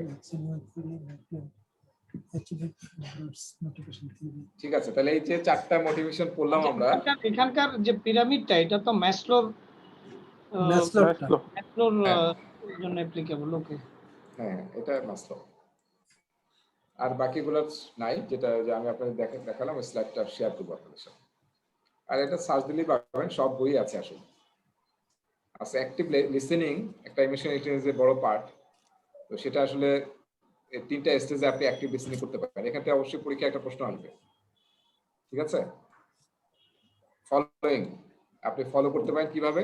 Respond with non verbal gesture. আমরা যে মাথা নোট করি, তাই না? সেটা আসলে আমরা বুঝাই, আমরা শুনতেছি এরকম। কোশ্চেন জিজ্ঞাসা করা, তারপর যখন কোশ্চেন থেকে কোনো প্রশ্ন করবেন স্পিকারকে, তখন কিছু টাইম দেওয়া তাকে, যাতে সে প্রশ্নটা সে অ্যান্সার করতে পারে। তারপরে attending, lean slightly toward the speaker, তাই না? আমরা মনোযোগ হওয়ার সময়ের জন্য করি না। তারপর আই লেভেল, তাকানো স্পিকারের দিকে। এই যে আমাদের অনলাইনে কি করতেছি, আমরা ভিডিও অন করে রাখতে বলতেছি, যাতে আমরা বুঝতে পারি যে হ্যাঁ, সবাই আসলে আছে এবং কমিউনিকেট করছে। তারপরে maintain eye contact without steering, right? সেগুলো হচ্ছে আপনার অ্যাটেন্ডিং। আর রিফ্লেক্টিং হচ্ছে repeat the gist of the message. This is best, this one is best. আপনি যা শুনলেন ওটা আপনি আসলে সামারাইজ করতে পারছেন কিনা, প্যারাফ্রেজ করতে পারছেন কিনা, রিপিট করতে পারছেন কিনা। Verify your understanding of the message. তাহলে আসলে বোঝা যায় যে হ্যাঁ, আসলে আপনি বুঝছেন। নাহলে এইসব করে কিন্তু বোঝা যাবে না। আপনি তাকে আছেন, হ্যাঁ, কোথাও কোথাও যেন গল্প শুনছিলাম যে চশমা এমন বানাইছে যে ঘুমাইলে টের পাওয়া যায় না। সানগ্লাস পরে বসে থাকলেই তো হয়। ওইটা প্রিজনার ভাই, প্রিজনার। না, সানগ্লাস পরলে কি বোঝা যাবে? না, যে কি যেন কি ধরনের যেন চশমা আছে, ওই যে চোখ আঁকে, চশমার উপরে চোখ এঁকে ঘুমায় থাকে আর কি। দেখবেন যে এগুলো আসলে যে আর্মির ছেলেদেরকে ওদের দরকার, যারা একাডেমিতে থাকে ওদের জন্য সুবিধা হইতো। অলরাইট। আর এই যে ক্যারেট কলেজে এইসব বহুত কাজ করা হয়েছে, হ্যাঁ, ঘুমাইছে কেউ টের পাচ্ছে না, কেমন ভাবে ঘুমায়, তাই না? এগুলো অনেক এক্সপিরিয়েন্স আছে আর কি। সালরা পাশ দিয়ে ঘুরে যাচ্ছে কিন্তু জানে না যে কি হচ্ছে আসলে, ঘুমাইতেছে সে। আচ্ছা, বিল্ডিং ইমোশনাল ইন্টেলিজেন্স উইথ কি স্টেকহোল্ডার্স। এটা আসলে জাস্ট র্যাপ আপ করা, দেখেন, জাস্ট র্যাপ আপ করা। Recognise your own emotions and behaviours, assess how your emotions, attitudes, actions, behaviours control you. ওই যে সেলফ বিষয়টা। Observe how your emotions affect those around you. Take note of physical non verbal cues of others, such as, এটার উচ্চারণ কি, shoot or smile. তারপরে enterprise, মানে মানুষ যে আপনার কথা শুনে বা আপনার বিহেভিয়ারে কিরকম বিহেভ করতেছে, এটা কিন্তু ধীরে ধীরে বুঝতে হবে। আপনার টিমের, আমরা বুঝি না, আপনাদের বাচ্চাদের বুঝুন তো না, আপনার বাচ্চা এখন মন খারাপ না মন ভালো, এগুলো আমরা বুঝি কিনা? জি জি জি। শাক মানে ভাইয়া মনে হয় উৎসাহ, উৎসাহ, রাগ দেখায় না একটা উৎসাহ, শাক। হ্যাঁ। সো দেখেন, এই যে আমরা বুঝি আমাদের ফ্যামিলির ইয়ার, সেটা কিন্তু এই যে আমার কাজ করবো যখন প্রজেক্টে, এটা কিন্তু আমাদের বোঝাটা শিখতে হবে। তখন আমি আসলে ডিসিশন নিতে পারবো যে এখন আসলে কি করা উচিত বা কি করা উচিত না। তারপর ইন্টারপ্রেট দোজ কিউজ। কিউজ মানে হচ্ছে আপনার সিগন্যাল, তাই না? সেই সিগন্যাল করে বোঝা যে এখন সে রেগে আছে নাকি সে এখন ফ্রেশ আছে। বসের কাছে একটা বিষয় নিয়ে যাবেন যেটা পারমিশন দিতে পারে, নাও দিতে পারে। সো আসলে দেখতে হবে, কিউজটা আইডেন্টিফাই করতে হবে সে আসলে এখন হ্যাপি মোডে আছে না কি মোডে আছে। Signal. Remain mindful of the emotions of others, তাই না? যে আপনার সচেতনতা থাকতে হবে। Mirror the behaviours of others when suitable to become better connected. সে যেটা পছন্দ করে সেটা করার চেষ্টা করে, তাহলে আপনার আরো বেটার হবে। প্র্যাকটিস কন্ট্রোলিং অর চেঞ্জিং, তাই না? যে আমার কে যেন বলছিল না যে ওই খালি হাজবেন্ড ওয়াইফ ঝগড়া করে, তারপরে একজন শিখাই দিল যে কিছুই না, আজকে গিয়ে বাসায় গিয়ে বলবা যে তোমার চেহারা এত সুন্দর যে পূর্ণিমার চাঁদের চেয়েও সুন্দর। মাশাআল্লাহ। তাহলে দেখবো যে আর কোনো ঝগড়া হবে না। প্রতিদিন একবার করে বা 10 বার করে এটা বলবা যে তোমার মতো সুন্দর আর কেউ নাই, তাহলে দেখবেন যে ঠিক হয়ে গেছে সব। আর একটা টিপস হলো বলতে হবে আই লাভ ইউ, ঘন ঘন বলতে হবে। ঘন ঘন বলতে হবে। Right. এটা ওই এক কথা বারবার বলে ওই আই লাভ ইউ, সামনে আসলে তো আই লাভ ইউ। Alright. আচ্ছা, জিকির না, জিকির করতে হবে এটা। না, এটা প্র্যাকটিস করে কারণ দরকার আপনি প্র্যাকটিস করতে বলে দেখবেন রেজাল্ট পাবেন। শহীদুল ভাই আরো কিছু টেকনিক আমাদেরকে শিখায়েন, আমরা তো আচ্ছা শিখাবো, আমি এক্সপেরিয়েন্স করে তো শিখাবো। আচ্ছা, practice controlling or changing your emotions to better suit the situation. So এই হচ্ছে আপনাদের অবস্থা। তার মানে এখানে যে আমরা এই যে দেখতেছি না পাথ, মানে আমরা আসলে গাইডলাইনটা এই থেকে এখানে এই স্টেজ থেকে এই স্টেজে যাব, কিভাবে যাব সেই কথাগুলো আমরা স্টেপ বাই স্টেপ বললাম। এইটার এই ছবিটার মানেটা কি আমি ঠিক বুঝতে পারিনি। এটা এখানে এই নতুন ডকুমেন্টে এই ছবিটা দেওয়া আছে প্রত্যেক পাতা। এটা হ্যাঁ, এটা গাইডলাইনের মধ্যে আছে। মানে আপনি এই যে মানে এই এটা কি, এটা লোকেশন না? হ্যাঁ, এটা লোকেশন। বা আপনার লেভেল আছে, এই লেভেল থেকে আপনি এই লেভেলে যেতে যাচ্ছেন, তাহলে কি কি স্টেপস গুলো ফলো করবেন, সেই স্টেপস গুলোই গাইডলাইন। কিন্তু এখানে এই যেটা সার্কেল যেটা এখানে আবার একটা ফাঁকা, এটা ক্লোজ না, এটা কি এইসব আক্টিভ স্টেট এই যে এখানে একটা ও যে উপরটাতে ফাঁকা বলতেছেন না, এই যে নিচের যেটা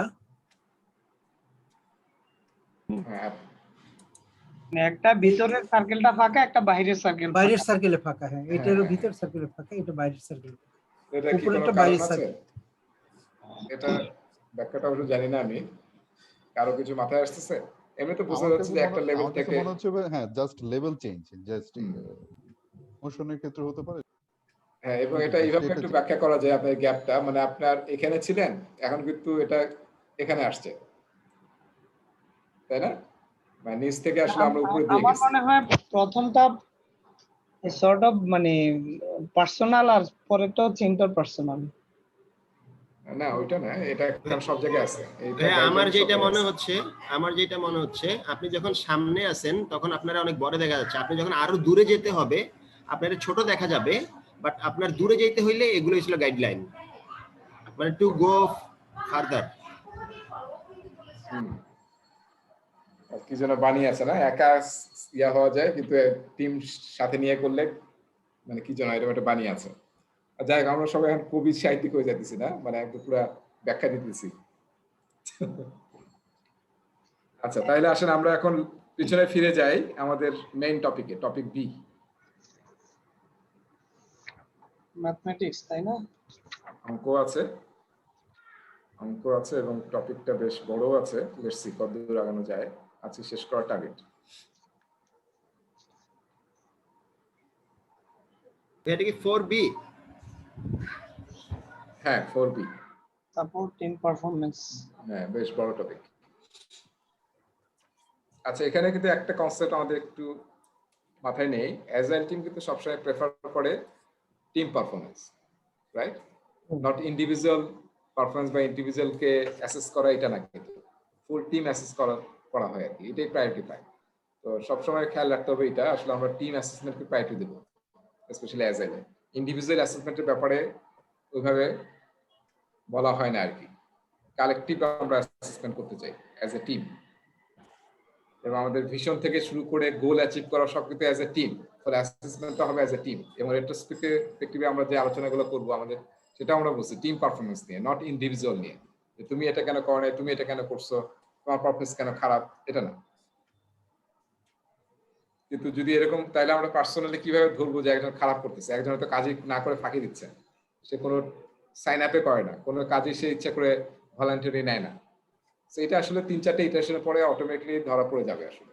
তখন আমরা চেঞ্জ করতে পারি টিম, বা তার অ্যাকশন নিতে পারি। যদি সে মোটিভেটেড না হয়, তাহলে আসলে she or he is not fit for the as a team, তাকে তখন টিম চেঞ্জ করতে হবে, অন্য কাউকে নিয়ে আসতে হবে যে অ্যাজ এ টিমের জন্য ফিট।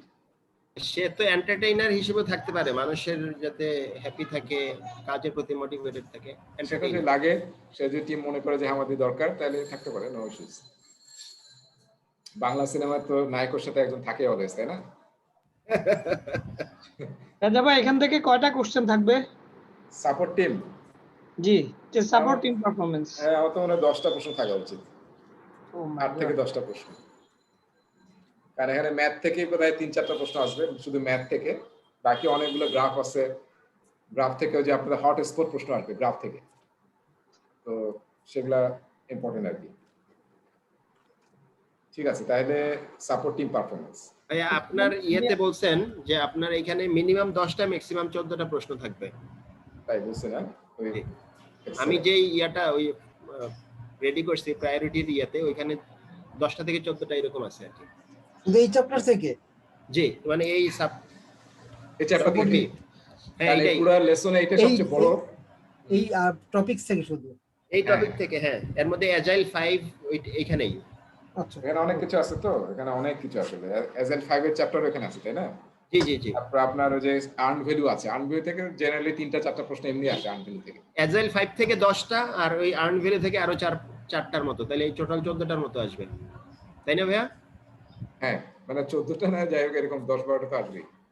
আমি তো এই যে এরকম ভাবে রেডি করছি যাতে কম পয়রা পাস করা যায় আর কি।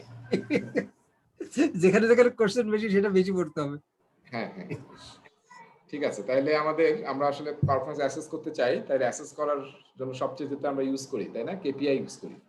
এটা পিএমবক এর কত নম্বর চ্যাপ্টার স্যার? অ্যাজাইল 5, অ্যাজাইল 5 এটা আসলে কয়েকটা চ্যাপ্টারের ইয়ে আছে আসলে, আমি মধ্যে ওখানে লিখছি। আমি দেখি টপিকগুলো দেখলে মনে পড়বে। একটা তো আসলে কস্ট চ্যাপ্টার আছে, পিএমবকের 7 চ্যাপ্টার কস্ট। আপনি এখানে যেটা লিখছেন সেটা ছিল চ্যাপ্টার 9, চ্যাপ্টার 7 আর agile 5.4। Resource management, cost management আর ইমপ্লিমেন্টিং অ্যাজাইল। ইমপ্লিমেন্টিং না, মেজারিং অ্যাজাইল বোধহয়। আচ্ছা ওকে, তাহলে মেজারিং অ্যাজাইল, মেজারিং বা কিছু একটা আছে আর কি। তো আচ্ছা, চ্যাপ্টারের নাম ইমপ্লিমেন্টিং অ্যাজাইল। জি জি জি নাম জি। আর টপিক বলছে 5.4, তাই না? জি 5.4। আর 5.4 বোধহয় ওইটা যে মেজারিং অ্যাজাইল প্রজেক্ট, কিভাবে মেজার করবেন অ্যাজাইল প্রজেক্ট। ঠিক আছে, কস্টের ভিতর তো অনেক জিনিস আছে, তার ভিতর কস্ট সফটওয়্যার থেকে না কস্টের এখানে আর্ন ভ্যালুটা এখানে আছে। আর কস্ট চ্যাপ্টার তো আমরা আগে পড়ছি, জি তাই না? লেসন 2 তে কস্ট চ্যাপ্টার পড়ছি, সেখানে কিন্তু আর্ন ভ্যালুটা বাদ ছিল, সেই আর্ন ভ্যালুটা এখানে আছে। আচ্ছা তাহলে আমরা কি করব? রাজা ভাই ডেলিভারেবলসেও রেসিমেট্রিক্স আছে, টুলসেও আছে, জিনিসটা মানে দুই জায়গায় কিভাবে থাকবে? এটা কোনো ইয়া নেই আসলে, এটা আমরা আগেও বলছি যে দুইটা আসলে একটার সাথে ইয়া করতে পারে। যেমন আমি রেসিমেট্রিক্স আউটপুট হতে পারে, ডেলিভারেবল মানে আউটপুট মানে ডেলিভারেবল। তার মানে কি, আমি কোনো একটা রেসিমেট্রিক নিয়ে কাজ শুরু করলাম, এই রেসিমেট্রিক্সটা আপডেট করলাম, তাহলে কি হবে, আপডেটেড রেসিমেট্রিক্স হবে, সেটা একটা আউটপুট। আর আমি যখন এই যে পারফরম্যান্স মেজার করব, কে কোন কাজ করতেছে, সেটা কিন্তু আমার আবার টুলস থেকে টুলস হিসেবে ইউজ হচ্ছে, যে রেসিমেট্রিক্স, যেটা আমরা ওই যে প্রথম চ্যাপ্টারে পড়ছিলাম বিল্ড এ টিম, সেখানে কিন্তু রেসিমেট্রিক একটা টুল ছিল। আপনি টুল হিসেবে ইউজ করতে পারেন, আবার যদি আপডেট করে একটা ফাইনাল করে ফেলেন বা চেঞ্জ হয়, তাহলে সেটা একটা আপডেটেড ডেলিভারেবল আর কি আপনার রেসিমেট্রিক্স। সো পিএম ভাই আসলে এটা নিয়ে কনফ্লিক্ট বা ঝগড়া করতে বলে নাই, এখন বলছে যে দুইটা একটা মানে একটা জায়গায় যেতে পারে আর কি, কোনো একদম ইয়া নাই, মানে কি বলো, দেওয়াল নাই আর কি, কোনো ওয়াল নাই যে এটা ডেলিভারেবল এটা টুল, ইউজের উপর ডিপেন্ড করে ডিফারেন্ট হয়ে যেতে পারে। আচ্ছা এখানে দেখেন আমরা দেখতেছি এখানে অনেক কথা কিন্তু আমরা অলরেডি পড়ছি, সেজন্য রেসিমেট্রিক্স আমরা পড়ছি, ম্যানেজমেন্ট বাই অবজেক্টিভস, এটা কিন্তু কেপিআই টাইপ একটা জিনিস, তাই না? অবজেক্টিভ সেট করা টিমের জন্য, যাতে আমরা মেজার করতে পারি। তারপরে বেঞ্চমার্কিং পড়ছি আমরা, পারফরম্যান্স রিপোর্ট মনে আছে আমরা প্রথম ক্লাস না দ্বিতীয় ক্লাসে আমি বলছিলাম work performance report, work performance data, information and report. So এখন আমরা আসলে রিপোর্ট নিয়ে কথা বলতেছি, যেহেতু পারফরম্যান্স, এবং এখানে অনেক রিপোর্টেই আমরা ম্যাট্রিক্স ইউজ করবো, যেটা ম্যানেজমেন্টকে দেখাবো। টাস্ক বোর্ড আমরা ইউজ করছি, তাই না? এই যে টু ডু, ডুইং, লাস্ট, এই যে টাস্ক বোর্ড, সেটা আমাদেরকে টিম পারফরম্যান্স মেজার করতে ইউজ করতে পারি আমরা। অ্যাজাইলে কিন্তু আমরা বলছি লো টেক হাই টাচ, এবং এখন ওপেন থাকবে, যেখানে সবচেয়ে বেশি ট্রাফিক সেখানে থাকবে, যাতে কোনো ট্রান্সপারেন্সি একদম ওপেন থাকে। পারফরম্যান্স ট্র্যাকিং টুলস ইউজ করতে পারি আমরা, যেমন আমরা জিরা ইউজ করতে পারি, র্যালি ইউজ করতে পারি, মাইক্রোসফট প্রজেক্ট ইউজ করতে পারি, ইনফরমেশন রেডিয়েটর আমরা আগেও পড়ছি, ইনফরমেশন রেডিয়েটর, সেটা কানবান বোর্ড হতে পারে, স্ক্যাম বোর্ড হতে পারে, যেটা ইচ্ছা আপনি ইউজ করেন। Burn down, burn up chart, এটা আমরা পড়েছিলাম কিন্তু শিডিউল চ্যাপ্টারে। সো করছে। বার্ন নাম ডাউন মনে চার্ট করছে। করছিলাম, তার উল্টাটা হচ্ছে বার্ন আপ চার্ট। এই দুইটা আসলে যে অ্যাজাইলের 5.4 এ আছে, তো সেটা দেখি যদি থাকে আমরা এখানে আলোচনা করব। আর্ন ভ্যালু নিয়ে আমরা ডিটেইল আলোচনা এখানে করব। আর এগুলো সব আসলে যদি আপনি কানবান বোর্ড ইউজ করেন, হ্যাঁ, আমরা এই যে থ্রুপুট ম্যাট্রিক্স ইউজ করি, থ্রুপুট, যে আসলে একটা ইটারেশন হবে একটা সময়ের মধ্যে কি পরিমাণ আমরা ডেলিভারি দিতে পারি। সাইকেল টাইম আর লিড টাইম মনে আছে, এগুলো আমরা কিন্তু পড়ছিলাম, লিড টাইম এবং সাইকেল টাইম। সো ওটাও আবার এখানে দেখবো। সাইকেল টাইম, লিড টাইম হচ্ছে কাস্টমারের অর্ডার দেওয়ার থেকে ডেলিভারি শেষ পর্যন্ত, পর্যন্ত ডেলিভারি পর্যন্ত। আর সাইকেল টাইম হচ্ছে যখন আপনার টিম কাজ করা শুরু কাজ করলো শুরু করবে ডেলিভারি পর্যন্ত। সেখান থেকে ডেলিভারি পর্যন্ত। Right. So cycle time is subset of lead time. Hmm. So আচ্ছা, এখানে এই যে দুইটা দেখেন, সাইকেল টাইম এবং লিড টাইম, কোনটা আসলে কাস্টমার ফোকাস? কাস্টমার কোনটার বিষয়ে কনসার্ন, লিড টাইম নাকি cycle time? Lead time, lead time, cycle time হওয়া উচিত। এটা আসলে মেইনলি লিড টাইম। হ্যাঁ, কাস্টমার অর্ডার দিল কিন্তু আপনি ফেলে রাখছেন, গাড়ি ঠিক করতে আসছেন, আপনার গাড়ি ধরেই নেই। এই যে আমি সেদিন কাপড় ইস্ত্রি করতে দিয়ে আসছি, 100 মনে নেই আমার, 5 দিন পরে গিয়ে শুনি যে আমার কাপড় ধরেই নেই। আবার যখন ধরলো তখন কিন্তু আমি অফিসে যাওয়ার আগে জাস্ট আধা ঘন্টার মধ্যে দিয়ে দিল। আধা ঘন্টার মধ্যেটা হচ্ছে সাইকেল টাইম, আর যে 5 দিন সহজে আধা ঘন্টা, এটা হচ্ছে আমার লিড টাইম। Lead time. তার মানে lead time always greater than cycle time. হ্যাঁ হ্যাঁ, নো নো নো, হ্যাঁ লিড টাইম হলো যে যেদিন থেকে ডেফিনেটলি ডেফিনেটলি হ্যাঁ অর্ডার প্লেস করলে সেদিন থেকে ডেলিভারি পর্যন্ত। আর লিড টাইম যেদিন থেকে কাজ শুরু করলে অ্যাকচুয়ালি, হ্যাঁ, মানে Right. আমরা পরীক্ষার প্রিপারেশন শুরু করি, যেদিন থেকে শুরু করি সেদিন থেকে লিড টাইম শুরু হবে পরীক্ষার পর্যন্ত। আমরা এখনো কিন্তু মানে পরীক্ষার পড়া শুরু করিনি, আমরা এখন ইসে আছি, লিড টাইম আছে, সাইকেল টাইম শুরু করিনি আমরা এখন। হ্যাঁ হ্যাঁ, রাইট রাইট, ঠিক আছে রাজা ভাই, তাহলে এই ঠিক আছে। রেডিয়েটরসটা হচ্ছে বোর্ড না, কানবান বোর্ড বা স্কাম বোর্ড, এই জাতীয় বোর্ড গুলো? হ্যাঁ, কালেকশন আর কি, সবকিছু এখানে থাকবে, ইম্পিডিমেন্ট লক থাকবে, বার্ন চার্ট থাকবে, তারপরে প্রোডাক্ট ব্যাকলগ থাকবে, সব কালেকশন মানে এভরিথিং আপনি প্রজেক্ট ম্যানেজমেন্টে যা ইউজ করতেছেন সব ওখানে থাকবে।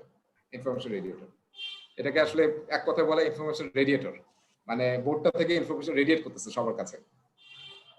ঠিক আছে, এটা সফটওয়্যার হতে পারে, অলওয়েজ নট যে হার্ডওয়্যার, মানে ওটা প্রেফার্ড, অ্যাজাইল টিম সবচেয়ে বেশি ইউজ করে ওইটা, কিন্তু আমরা সফটওয়্যার যে জিরাও ইউজ করতে পারি। এদের টিম কোনটা বেশি ইউজ করে, কানভার্ট বোর্ড? কানবান বোর্ড বা নিজেদের মতো করে, হ্যাঁ, বা স্কাম বোর্ড ইউজ করে, কোনো ডিফাইন নেই আসলে, যে যেরকম ইচ্ছা ইউজ করে, কোনো গাইডলাইন নেই, যে যেটা ইউজ করে সুইটেবল মনে করে।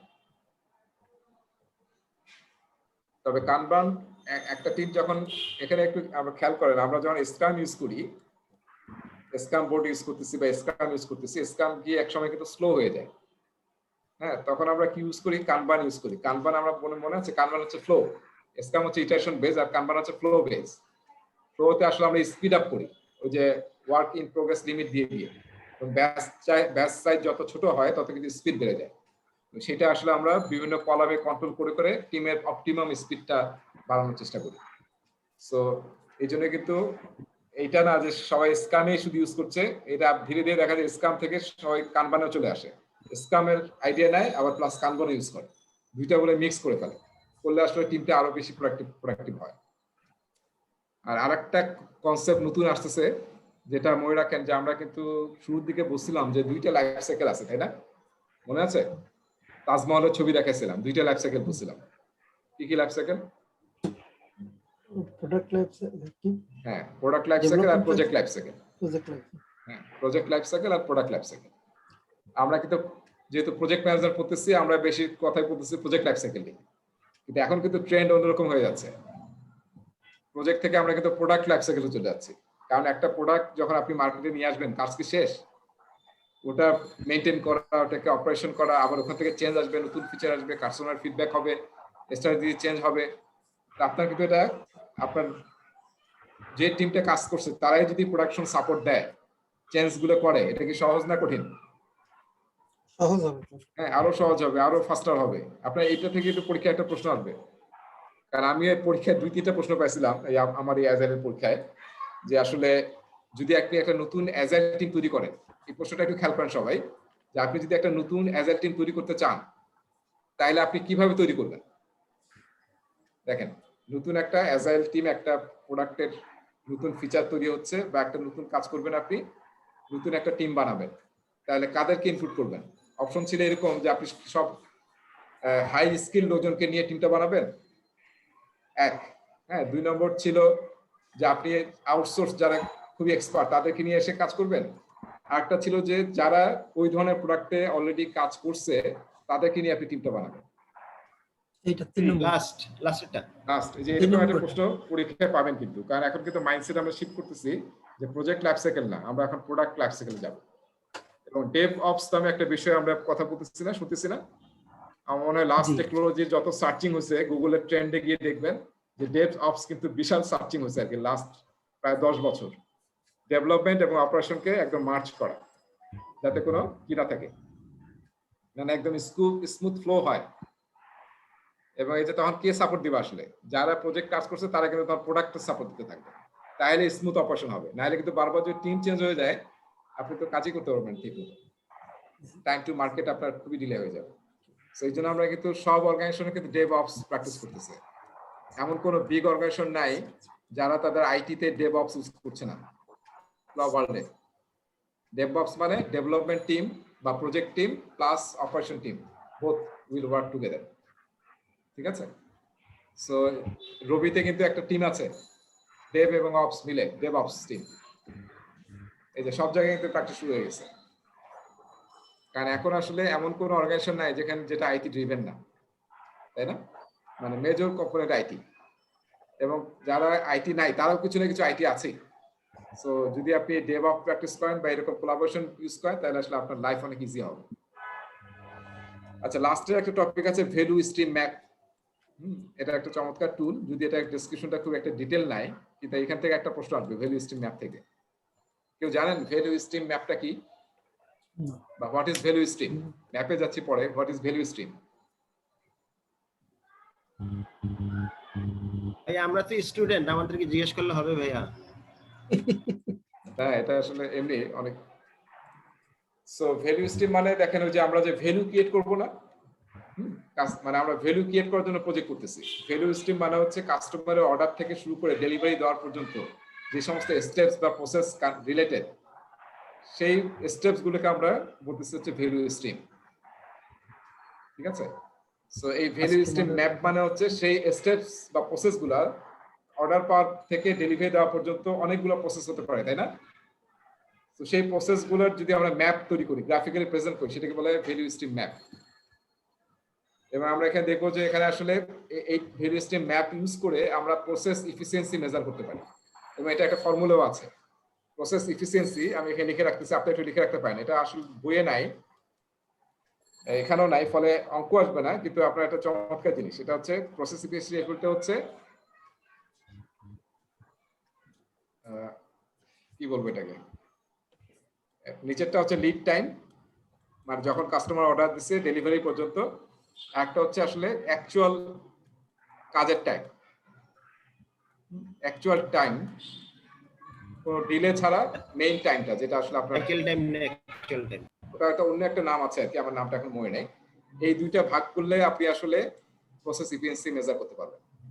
এবং এইভাবে যদি কোনো একটা অর্গানাইজেশন প্রসেস এফিসিয়েন্সি মেজার করেন, মানে দেখবেন যে বেশিরভাগ অর্গানাইজেশন 50%ও টাচ করতে পারে না। হ্যাঁ, অর্গানাইজেশন তাহলে এটা অ্যাকচুয়াল টাইম হবে না, এটা হবে শিপ টাইম। শিপ না, তোমাদের একটা অন্য ওয়ার্ড হতে পারে, মানে এমনি একটা অন্য ওয়ার্ড আছে, আমার মনে হয় অন্য স্লাইডে আছে, আমি দেখি, আমরা আগাই তারপরে বলবো। ওই তো ওইটাই তো ডেলিভারি টাইম হইলেও হয় যে লিড টাইম কতদিন ছিল আর ডেলিভারি টাইম কতদিনে করছে। ডেলিভারি টাইম কম হইলেই সে প্রসেস এফিসিয়েন্ট। ঠিক আছে, আমরা দেখবো ওটা। আচ্ছা, তাহলে আমরা কেপিআই ডেফিনিশন আছে, matrix used to evaluate an organisation's progress towards meeting its goals and objectives, usually defined by organizational leadership. আচ্ছা, আমরা কি চাচ্ছি? strive to shape a team with a healthy culture of working autonomy and a shared sense of responsibility for their work. তাহলে একটা হচ্ছে autonomy, self organisation, আর একটা হচ্ছে sense of responsibility. যেখানে তিনজন মিলে কিন্তু আমরা ওটা করার চেষ্টা করতেছি, ফলে তিনজনে কিন্তু খুশি। একজনকে যদি দেওয়া হতো তাহলে কিন্তু এরকম খুশি হওয়া যেত না। আচ্ছা, team structure and work space. মনে আছে অ্যাজাইল টিমে কিন্তু আমরা পড়েছিলাম যে আসলে টিম স্পেস বলি আমরা, তাই না? So Team environments are physical and virtual. Factor in environment and location to team performance, foster meaningful interaction. This is a core tenet of Agile. মানে আমরা ওয়ার্ক স্পেসটা কি রাখার চেষ্টা করি মনে আছে, কো-লোকেটেড, এবং সবাই যাতে একই জায়গায় থাকে, তাহলে আসলে আমাদের ইন্টারাকশনটা অনেক বাড়ে। এবং কিন্তু অ্যাজাইলে কিন্তু প্র্যাকটিস করা হয় যে আসলে কত মিটার পর পর লোকজন বসবে, কত ফুট পর পর, মাঝখানে কোনো ব্লকেজ থাকবে কিনা, এগুলো কিন্তু ডিজাইন করা হয় অ্যাজাইলে। তো সেই অনুযায়ী কিন্তু টিমকে সাজানো হয়, তাহলে টিমের মধ্যে আসলে আপনার fluid engagement of team members হয়, নলেজটা শেয়ার হয়। এবং আমরা কমিউনিকেশনের মধ্যে পড়েছিলাম যে অসমোটিক, তাই না, অসমোটিক কমিউনিকেশন, যেটাকে আমরা ওভার হেয়ার করে বা এমনি সাইড থেকে শুনে আমরা অনেক কিছু শিখতে পারি। আচ্ছা, use shared work spaces to foster informal and immediate collaboration. Agile টিমে দেখবেন যে আমরা একটা টার্ম আমরা বলছিলাম বা আমাদের অ্যাজাইল ল্যান্ডস্কেপে ছিল, সেটার নাম হচ্ছে কেভ এন্ড কমন্স। মনে আছে? কেভস এন্ড কমন্স কারো মনে আছে? ভাই এটা কথা শুনে তো সূরা কাহাফের কথা মনে পড়ছে, কেভ। হ্যাঁ, তো কেভ এন্ড কমন্স তার মানে আমরা যখন কাজ করব তখন আমরা বিভিন্ন কেভে থাকবো, তাই না? আমার নিজস্ব প্লেসে থাকবো। তারপর যখন ইমিডিয়েটলি কোনো কোলাবোরেশন লাগবে, তাহলে ইমিডিয়েটলি আমরা কোনো একটা হয়তো সাইলেন্ট রুম থাকবে, যেখানে আমরা 2-3 লাগবে, 3 গিয়ে বসে আমরা সেই কমন্স গিয়ে আমরা মিটিংটা সারলাম। ঠিক আছে? সো এটা হচ্ছে কেভ এন্ড কমন্স। এটা কিন্তু অ্যাজাইল টিমে প্র্যাকটিস করা হয়। যে এখানেও কিন্তু একটা ছবিতে দেখাচ্ছে যে খুব দ্রুত কোনো মিটিং আমাদের স্ট্যান্ডিং দেখেন, তারা এই ব্যালকনিতে এসে ডিসকাশনটা শেয়ার করতেছে উইদাউট ডিস্টার্বিং আদার্স। এইটাই কমন্স এলাকা আর কি। হ্যাঁ, এটা এদের জন্য কমন্স আর কি। Alright, team members need to be able to contribute from everywhere and at any time. এরকম যাতে হয় আমাদের। ঠিক আছে, মানে ভার্চুয়াল ছবিতে দিচ্ছে যেহেতু এটাই আসলে ঘটতেছে আজকাল। আচ্ছা, এম্পাওয়ারমেন্ট এন্ড ইউনিটি করতে হবে টিমের পারফরম্যান্স যদি আমরা বাড়াতে চাই। এম্পাওয়ার করলে কি হবে? Empower them to make timely decision. যদি এম্পাওয়ার করে অটোনমি দিই, তাহলে তার নিজেরাই ডিসিশন নিতে হবে। সব জায়গায় আমাদের ট্রেডিশনাল প্রজেক্টে কি হয়, অলওয়েজ আমাদেরকে ম্যানেজারের পারমিশন নিতে হয়, সো সেটা লাগবে না। Encourage the team sense of ownership of the work থাকতে হবে। তারপরে কোলাবোরেটিভ এন্ড ডিসিশন মেকিং কে ফস্টার করতে হবে এবং টিমের ইউনিটিকে প্রায়োরিটাইজ করতে হবে, ইউনিটি অথবা সলিডারিটি। ইন্ডিভিজুয়াল এক্ষেত্রে কিন্তু একটা প্রশ্ন আসবে। হ্যাঁ, অ্যাজাইল টিম আসলে কখনোই এরকম না যে আসলে কেউ তার পার্সোনাল এজেন্ডা নিয়ে কাজ করবে। অলওয়েজ ফোকাস কি থাকবে? Team agenda, full team agenda, team goal. That's why আপনাদের মনে আছে কিনা জানি না, ইটারেশন প্ল্যানিং এ কয়েকটা কাজ করা হয়। ইটারেশন প্ল্যানিং মানে কি? ইটারেশন শুরুতে যে ইভেন্টটা, ইটারেশন প্ল্যানিং এ প্রথম যে কাজটা করা হয় সেটা কি? এই যে একটা ইটারেশন শুরুতে আমরা ইটারেশন প্ল্যানিং করি, তাই না? 4 ঘন্টা বা 8 ঘন্টা। এখানে প্রথম কাজ কি? একটা আমরা জানি যে প্রায়োরিটাইজ করা, তারপর ইউজার স্টোরি এস্টিমেট করা, প্ল্যানিং পোকার খেলে, তারপরে ইউজার স্টোরিকে ব্রেকডাউন করে টাস্ক তৈরি করা, অ্যাকসেপ্টেন্স ক্রাইটেরিয়া তৈরি করা, definition of ready, definition of done তৈরি করা। মনে আছে সবার? টার্মগুলো মনে আসতেছে একটু? কিন্তু প্রথম কাজ কি ইটারেশন প্ল্যানিং এর? প্রায়োরিটাইজেশন। হ্যাঁ, প্রথম কাজ হচ্ছে আপনার এই ইটারেশনের গোল সেট করা, যে আমরা এই ইটারেশনে এই যে 2 সপ্তাহ বা 4 সপ্তাহে, এই 4 সপ্তাহে আমরা কি গোল অ্যাচিভ করতে চাই, পুরো টিমের গোল সেট করা। প্রথম কাজ এটা। Product owner, scrum master, full team decide করবে যে আমাদের গোল কি এই ইটারেশন, এবং সবাই টার্গেট করবে, কাজ করবে যে ওই গোলটা অ্যাচিভ করা। সে আমরা চাইলাম যে 4 সপ্তাহের মধ্যে আমাদের ওয়েবসাইটে একটা মডিউল তৈরি করতেছি, যেটা শুরুতে ধরুন পেমেন্ট নেওয়া যাবে, অনলাইনে পেমেন্ট নেওয়া যাবে। তাহলে আমাদের গোল হচ্ছে যে আমাদের গোল হচ্ছে কি, এই ইটারেশনের গোল হচ্ছে অনলাইন পেমেন্ট অটোমেশন। মানে ভাই টার্গেট সেট করা আর কি। টার্গেট সেট করা, গোল আর টার্গেট। হ্যাঁ, এখন এইটা করার জন্য যত কি স্টোরি লাগবে সেগুলো আইডেন্টিফাই করা, সেই স্টোরিকে ডেলিভারির জন্য কি টাস্ক করতে হবে সেগুলো আইডেন্টিফাই করা। টার্গেট কি? আমাদেরকে এই ম্যাচে জিততেই হবে। ঠিক আছে? সো সেই গোলটাকে অ্যাচিভ করা। কোনো পার্সোনাল এজেন্ডা নিয়ে যদি কোনো টিম কাজ করতে থাকে, that is not agile team. ঠিক আছে? এগুলো কিন্তু এনশিওর করতে হবে। দ্যাটস ওয়াই প্রথম কাজে হচ্ছে গোল সেট করা।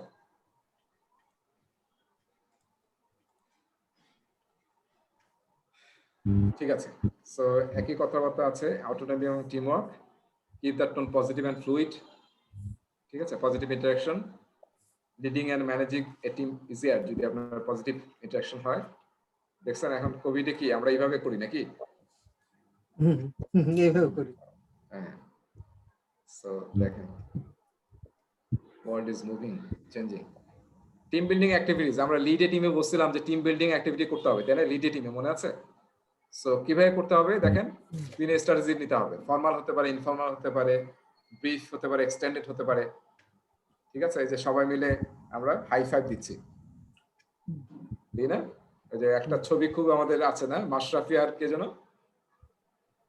বলার, তাসকিন দুইজনে যে একদম বুক লাগায় দুইজনে ধপাস করে পড়ে গেল, ওই দৃশ্যটা ভালোই লাগছে নাকি? সো ফর্মাল এন্ড আচ্ছা, facilitate yourself or use a group facilitator.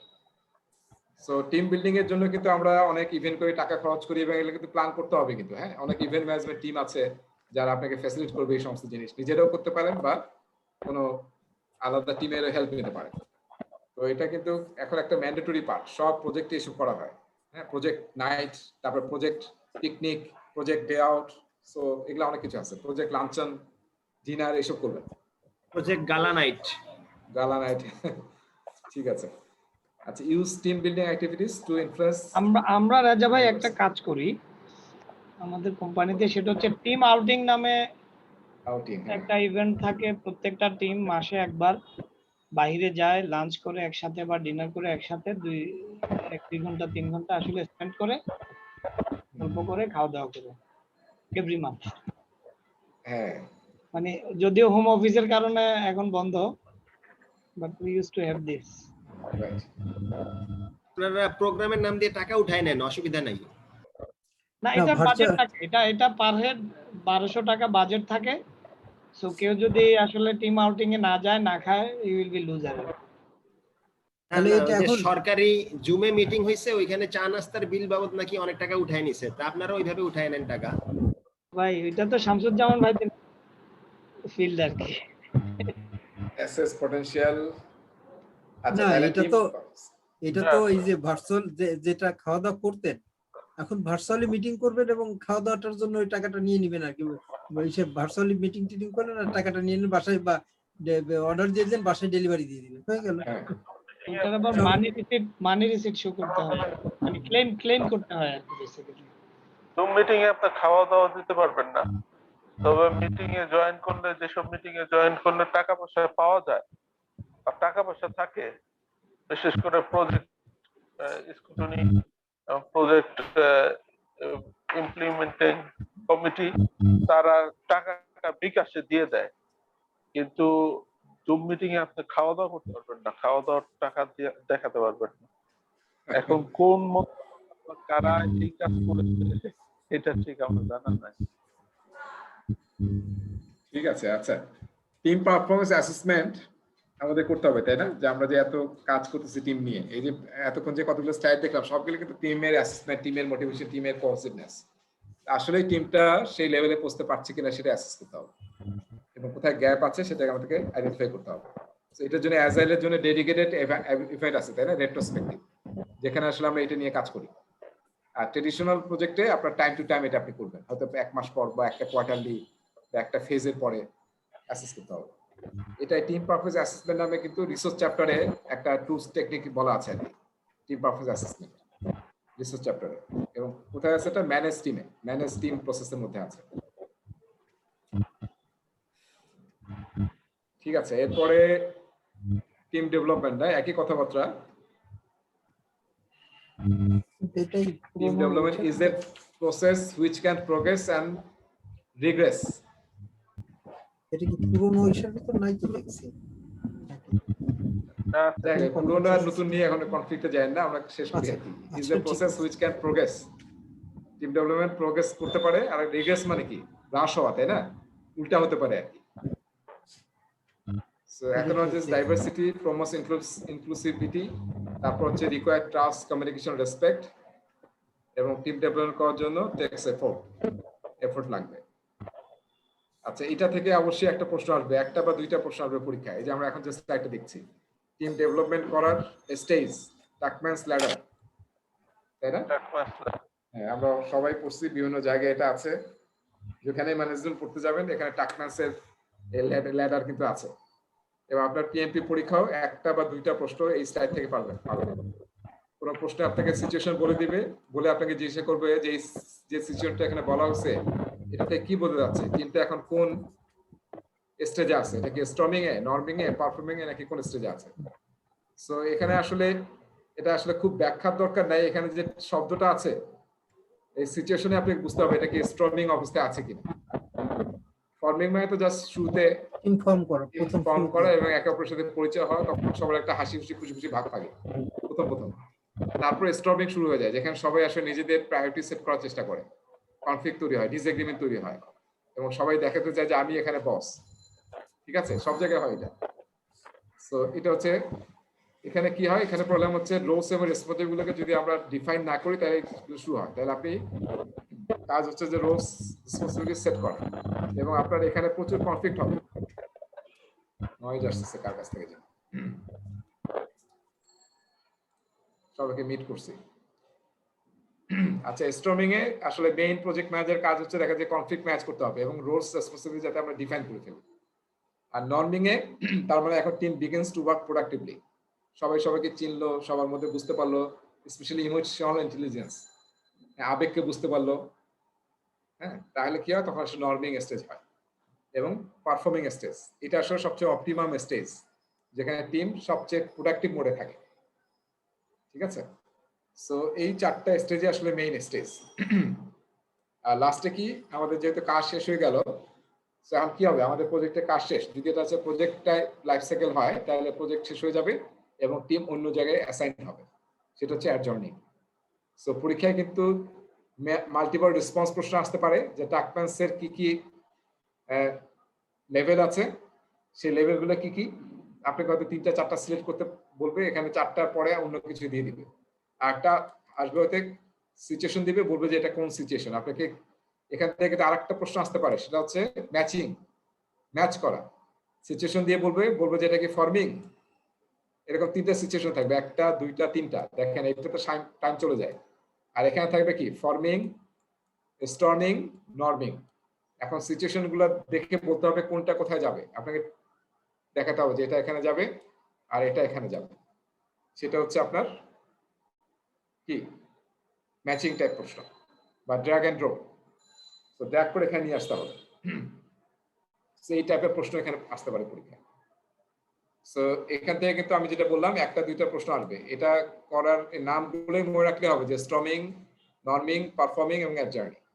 আরেকটা বিষয় আছে, প্রজেক্ট ম্যানেজার কোন স্টেজে কি ধরনের কাজ করবে। হ্যাঁ, সেটা দেখেন তো, সেটা আমি একটু দেখাই। এই স্লাইডটা আপডেট করে নেই, অন্য স্লাইডে আছে আমার, এই যে আগের স্লাইডে আমরা কোথায় আছি, টিম পারফরম্যান্স না, উপরে যাই। হ্যাঁ, যেখানে আছে, এই যে দেখেন, এখানে আমি কয়েকটা স্লাইড ইউজ করছিলাম, দেখা যাচ্ছে? জি, এখানে দেখেন, এখানে কিন্তু স্টুডেন্ট ম্যানুয়ালে একটা বিষয় আছে, কিন্তু লক স্টেপ নামে একটা বিষয় আছে, এটা একটু পড়বেন। এখানে একটা টেবিল আছে স্টুডেন্ট ম্যানুয়ালে, তার টেবিলের নিচে দেখবেন লেখা আছে কয়েক লাইনের মধ্যে লক স্টেপ। এটা কিন্তু পরীক্ষায় আসার মতো একটা প্রশ্ন। তার মানে কোন একটা টিম লক স্টেপ মানে হচ্ছে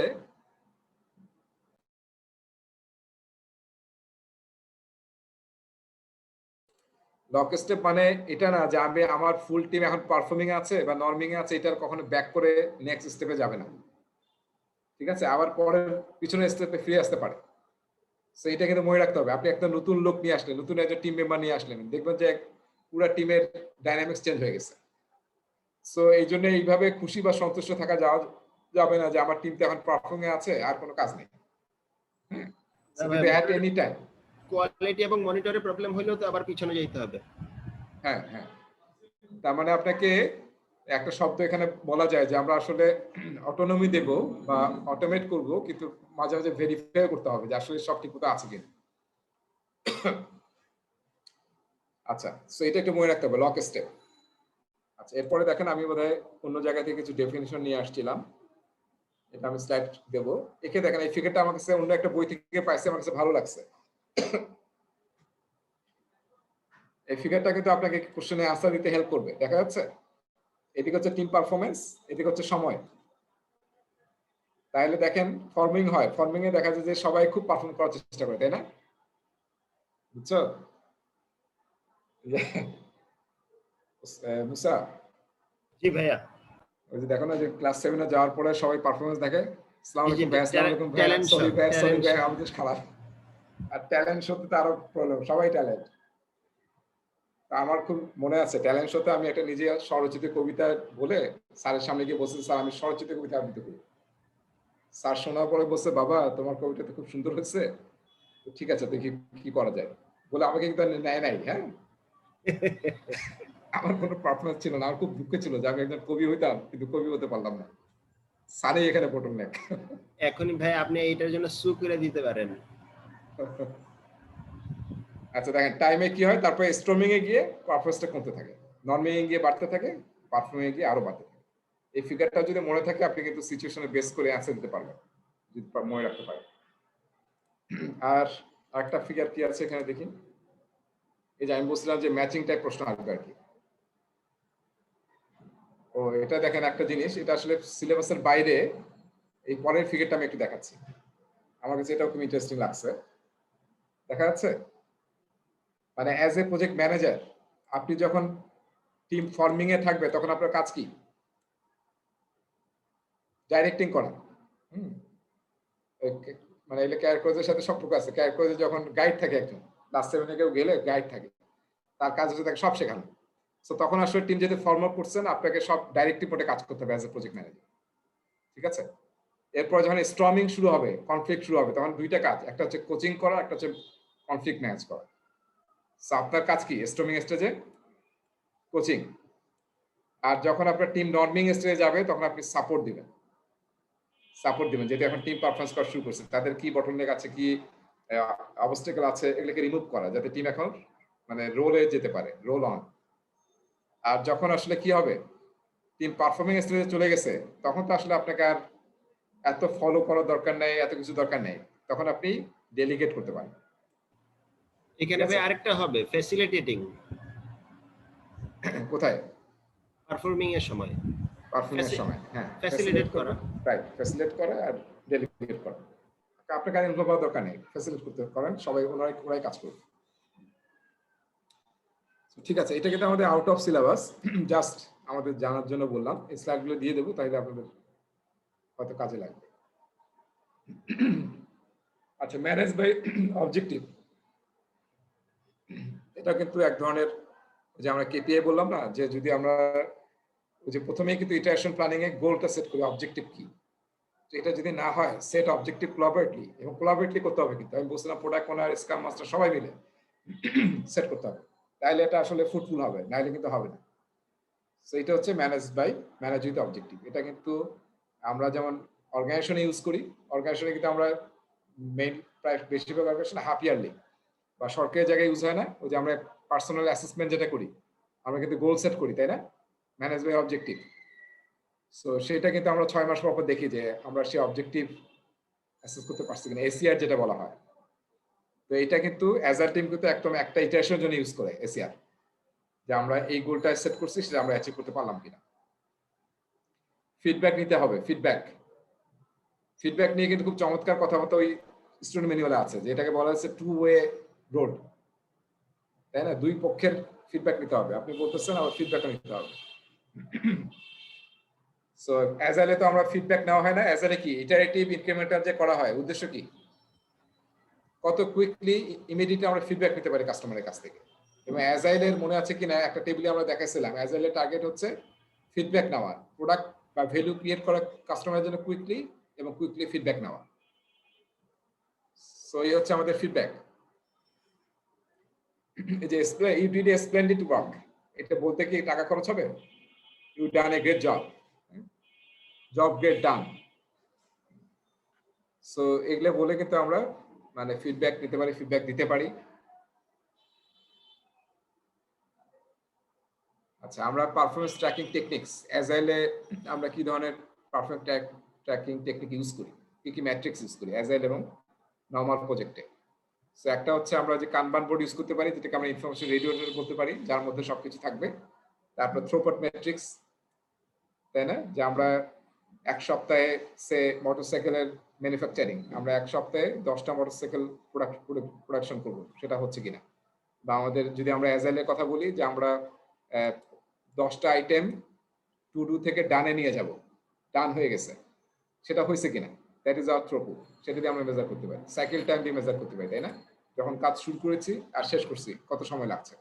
কোয়ালিটি ম্যাট্রিক্স, অনেক ধরনের কোয়ালিটি ম্যাট্রিক্স আমরা ইউজ করতে পারি, ঠিক আছে, কোয়ালিটি রিলেটেড, যে এরর এতটা বেশি থাকা যাবে না, তারপরে যদি শাটডাউন হয়ে যায় বা সার্ভিস ফেল করে তাহলে এত সময়ের বেশি ফেল করা যাবে না।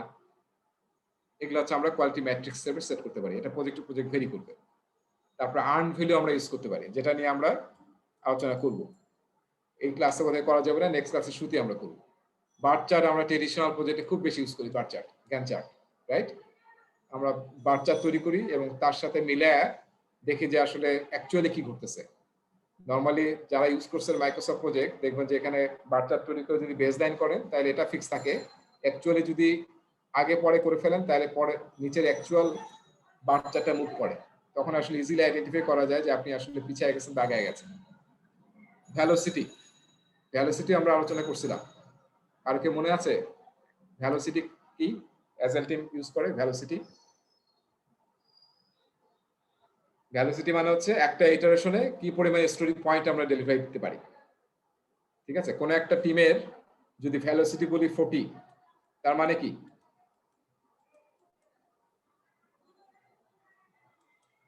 আমরা 36 স্টোরি পয়েন্ট পর্যন্ত নিব, মানে একটু কম নেব, তার মানে আমাদের টিম ম্যাক্সিমাম 40 স্টোরি পয়েন্ট এই ইটারেশনে ডেলিভারি দিতে পারবে, রাইট। তাহলে আমরা আসলে যখন প্ল্যান করব চেষ্টা করব তার চেয়ে কম নেওয়ার, ঠিক আছে, যাতে এটা আবার মিস না করি। মিস না করলে আসলে আমাদের ডিমোটিভেশন চলে আসে। 10% ইয়া থাকবে, আমাদের বাফার থাকবে যদি বাই চান্স কোথাও টাইম লাগে আর কি। হ্যাঁ, রাইট, সেটাকে আবার ইন্টার বাফার বলি আমরা। যদি কোনো ইন্টারাপশন ঘটে তাহলে এই সময়টা আমরা ইউজ করি, ঠিক আছে। আচ্ছা, মনিটরি ভ্যালু দিয়ে আমরা অ্যানালাইসিস করতে পারি।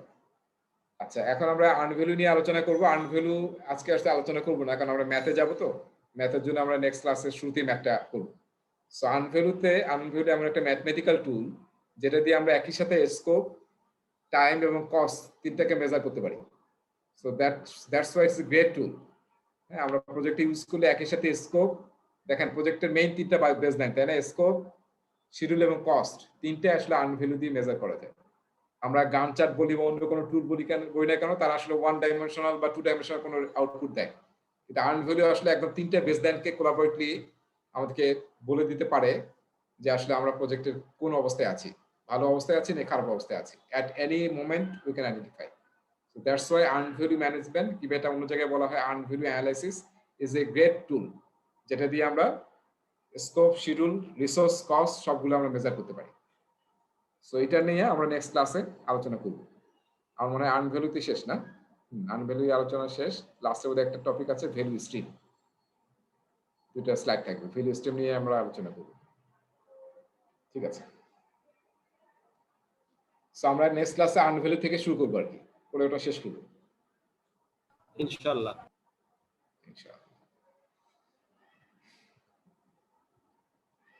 ঠিক আছে, তাহলে আমরা নেক্সট ক্লাস তো কবে আমাদের? বুধবারে হবে ইনশাআল্লাহ। আর মনে হয় একটা বা দুইটা ক্লাসে আমরা ইনশাআল্লাহ র‍্যাপ আপ করতে পারবো। আপনার ক্লাস করতে তো মজাই লাগে, কিন্তু স্টুডেন্ট ম্যানুয়ালের ভাষা এত কঠিন, ওইটা বুঝতে কষ্ট লাগে।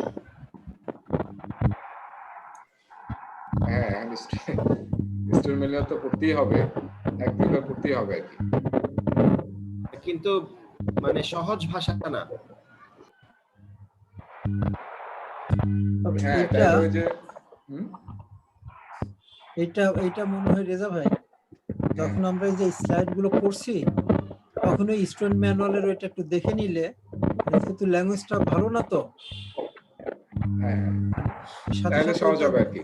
হ্যাঁ, ওইটা আমি অবশ্য যেটুকুই করছি, যতটুকু পরে হয়েছে ওইটা করলাম আর কি, তখন দেখলাম যে আগের চেয়ে অত খারাপ লাগে নাই আর কি।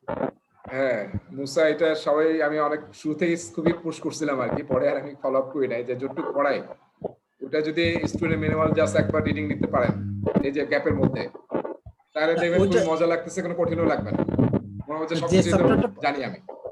যে চ্যাপ্টারটা পড়লাম এখন ওর স্লাইড গুলো দেখার পরে ওই সাথে সাথে স্টুডেন্ট ম্যানুয়ালে গেলে তখন ওই পয়েন্ট গুলো মাথা থাকলো, তখন ল্যাঙ্গুয়েজটা যাই হোক না কেন পয়েন্ট গুলো মিলাই নিলেই আর কি অতটা খারাপ লাগে না। হ্যাঁ, এই স্কিম থ্রুটা আমার ক্লাসের সাথে করলে একবার যদি একটা টপিক মানে একটা বই শেষ করেন, মানে স্কিম থ্রু খুব ডিটেইল বোঝেন নাই, ডিপ ডাইভ দেন নাই, তারপর কিন্তু একটা কনফিডেন্স চলে আসে যে একবার তো একটা দেখছি আমি, জানি কোথায় কি আছে।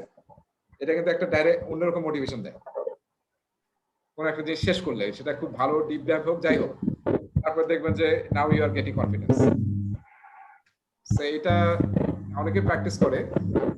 শুরুতেই আপনি বইটা যে এখন যদি পড়ে যাইতেন, অনেকে যেটা করে যে প্রথমে বোঝার চেষ্টা করেন, একবার পুরো বইটা দেখে নেয় যে কোথায় কি আছে না আছে, একটা জাস্ট রিডিং দাও। এরপরে এসে যখন আপনি যাবেন তখন আসলে আপনার ভালো লাগবে যে আপনি তো সব দেখছেন কোথায় কি আছে না আছে, ইজিলি তখন আপনি আসলে ইয়া করতে পারবেন। যারা মিস করছি তারা এখন করতে হবে কি, যে আমাদের ইয়া করতে হবে আসলে ওই ভিডিও শুনতে হবে, শোনার পরে প্রেজেন্টেশন স্লাইড দেখবেন, দেখার পরে স্টুডেন্ট ম্যানুয়ালে টপিক পড়বেন, ডান ওই টপিকের প্রশ্নগুলো সলভ করবেন, হয়ে গেছে। এই একবার পড়া হয়ে গেলে হবে, আর নেক্সট একটা ফাইনাল ডিপ ডাইভ দিবেন, এই যথেষ্ট। আর কিছু প্রশ্ন সলভ করবো আমরা, পরীক্ষা দিয়ে দেবো ইনশাআল্লাহ। ক্লাস শেষ হওয়ার পর 5 থেকে 6 সপ্তাহের মধ্যে আমরা পরীক্ষা দেবো, এটা মাথায় রাখেন আর কি। হ্যাঁ, টাকা পয়সা সব জমা ফেলেন,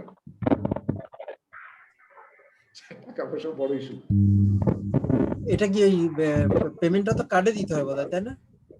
হ্যাঁ, কার্ডে দেন বা যেভাবে দেন। হ্যাঁ, ক্রেডিট কার্ডে দিতে হবে, ক্রেডিট কার্ডে দিতে হবে তো নাকি? এখন তো কার্ডে 6 মাস 1 বছর ইএমআই আছে, টেনশন नहीं लेने का। দেখেন ওটা ক্রেডিট কার্ডের অনেক ঝামেলা আছে, বাংলাদেশ থেকে তো সহজে পেমেন্ট করা যায় না। এটা সবচেয়ে সহজ উপায় হচ্ছে বাইরে কেউ যদি থাকে তার কার্ড ইউজ করা, সে দিয়ে দিল তাকে পেমেন্ট দিয়ে দিও, তাই না? তাকে পেমেন্ট দিয়ে দিলেন। হ্যাঁ ভাই আমার আরএফসিডি অ্যাকাউন্ট আছে, আনলিমিটেড ট্রানজাকশন করা যায়। কি অ্যাকাউন্ট সেটা? জি ভাইয়া, কি অ্যাকাউন্ট? আরএফসিডি। আরএফসিডি তো আমি শুনি। ফরেন অ্যাকাউন্ট নাকি ফরেন কারেন্সি? জি জি জি, ফরেন কারেন্সি অ্যাকাউন্ট। আপনার অ্যাকাউন্ট থাকলে তো আর আমাদের লাগে চিন্তা নেই, তাহলে সবার টাকা দিয়ে দিবে, পরে কেউ টাকা দিলে দিল, না দিলে নেই। এখন আছে মনে না, এখন মনে হয় একটা অ্যামাউন্ট পর্যন্ত ওই ট্রানজাকশন করা যায়। আগে আগে অনেক স্ট্রিক্ট ছিল, এখন বাংলাদেশ ব্যাংক সম্ভবত একটা লিমিট পর্যন্ত ওই ক্রেডিট কার্ডেরটা ওপেন করে দিচ্ছে। এটা তো $300 বোধ হয় এটা। না না না, এখন আগে জানাই দিলেই হয় ব্যাংকে যে ভাই আমার একটা এডুকেশন পারপাসে আমি এত ডলার ট্রান্সফার করব, তো ওরা পারমিশন ওপেন করে দেয়। কার যে সাউন্ড আসতেছে না, এটা শামসুজ্জামান ভাইয়ের ফ্যানের বাতাস। প্যানেল বাতাস। মিউট করা। আপনার ফ্যানের কি এটা আওয়াজ নাকি পুরো একদম ভো ভো করতেছে? মানে মশা মারার মেশিনের শব্দ নাকি ওইটি ফ্যান হিসেবে ইউজ করতেছে আল্লাহ জানে। না, মিউট করা, আমি মিউট করা থাকি, কথা বলার আগে আনমিউট করে নেই। ওটা শহীদুল ভাইয়ের সাউন্ড সম্ভবত। না না, আমি ফ্যান বলতে এটা আমি ওই যে শামসুজ্জামান ভাইয়ের কাছ থেকে এখন আর আসতেছে না সাউন্ড। ঠিক আছে, তাহলে মামুন চলে গেছেন না, আর ইয়া বোধহয় আজকে ইয়া জয়েন করতে পারলো না, আরিফ হাঁপায় গেছে মনে হয়, কারণ যে এত লম্বা ক্লাস নিতেছি না। ঠিক আছে, আর নেক্সট ক্লাস আর পরের ক্লাসে শেষ হয়ে যাবে ইনশাআল্লাহ। ওকে ভাইয়া, আসসালামু আলাইকুম। ঠিক আছে, শনিবার দিন, আগামী শনিবার দিন আসবো আপনার কাছে। ও আচ্ছা, আমাদের কিন্তু একটা প্ল্যান ছিল যে মামুন ওনাদের ওখানে যাওয়া আর কি, তাই না? এটা একটা কিন্তু প্ল্যান ছিল মুসা। হ্যাঁ, ড্রাইভার রেডি, অন্যান্য ইয়েও রেডি, অসুবিধা নাই। আমরা মনে হয় যাইতে পারি, একটা সেশন আমরা ওখানে করতে পারি, ওই যে আমরা যখন ফিজিক্যাল সেশন করবো না, গিয়ে একদিন থাকলাম, সমস্যা কি? ইনশাআল্লাহ ইনশাআল্লাহ ভাই, ইনশাআল্লাহ। জি ভাই, খারাপ লাগবে না মানে সারা মানে আমরা একদম পুরো আউটিং করলাম আর কি, preparation outing, that is defined. এটা টিম বিল্ডিং, টিম বিল্ডিং। আর প্রিপারেশন টিম বিল্ডিং না, এক্সাম টিম বিল্ডিং। গ্রেট, এটা ভালো আইডিয়া লাগছে আমার কাছে, যে সারা দিন আমরা মানে আনন্দও করব, এর সাথে লেখাপড়া করে করব ইনশাআল্লাহ ভাই। এটা একটা প্ল্যান রাখি আমরা। হ্যাঁ জি, এটা একটু এজেন্ডার মধ্যে রাখো, মানে ভুলে যাবো, যেমন অনেকদিন পর মনে পড়লো। কিন্তু আমার আগে মনে না ভাই আছে। আমার মনে আছে, আমি বলি না আবার সবাই কি মনে করে এই জন্য। না তো মোটামুটি সবাই একই মাইন্ডে, অসুবিধা নাই। আমরা মনে এনজয়েবল হবে জিনিসটা। মামুন ভাই গ্রিন সিগন্যাল দিলে আমরা বের হয়ে অবশ্যই যাব। আমি অলওয়েজ গ্রিন, অলওয়েজ উনি গ্রিন। গ্রিন লাইট জ্বালায় রাখছে বহু আগে। আচ্ছা ঠিক আছে তাহলে, হ্যাঁ ওকে ভাইয়া, আসসালামু আলাইকুম, ইনশাআল্লাহ পরে দেখা হবে। সবাই আসসালামু আলাইকুম ওয়া রাহমাতুল্লাহি ওয়া বারাকাতুহু।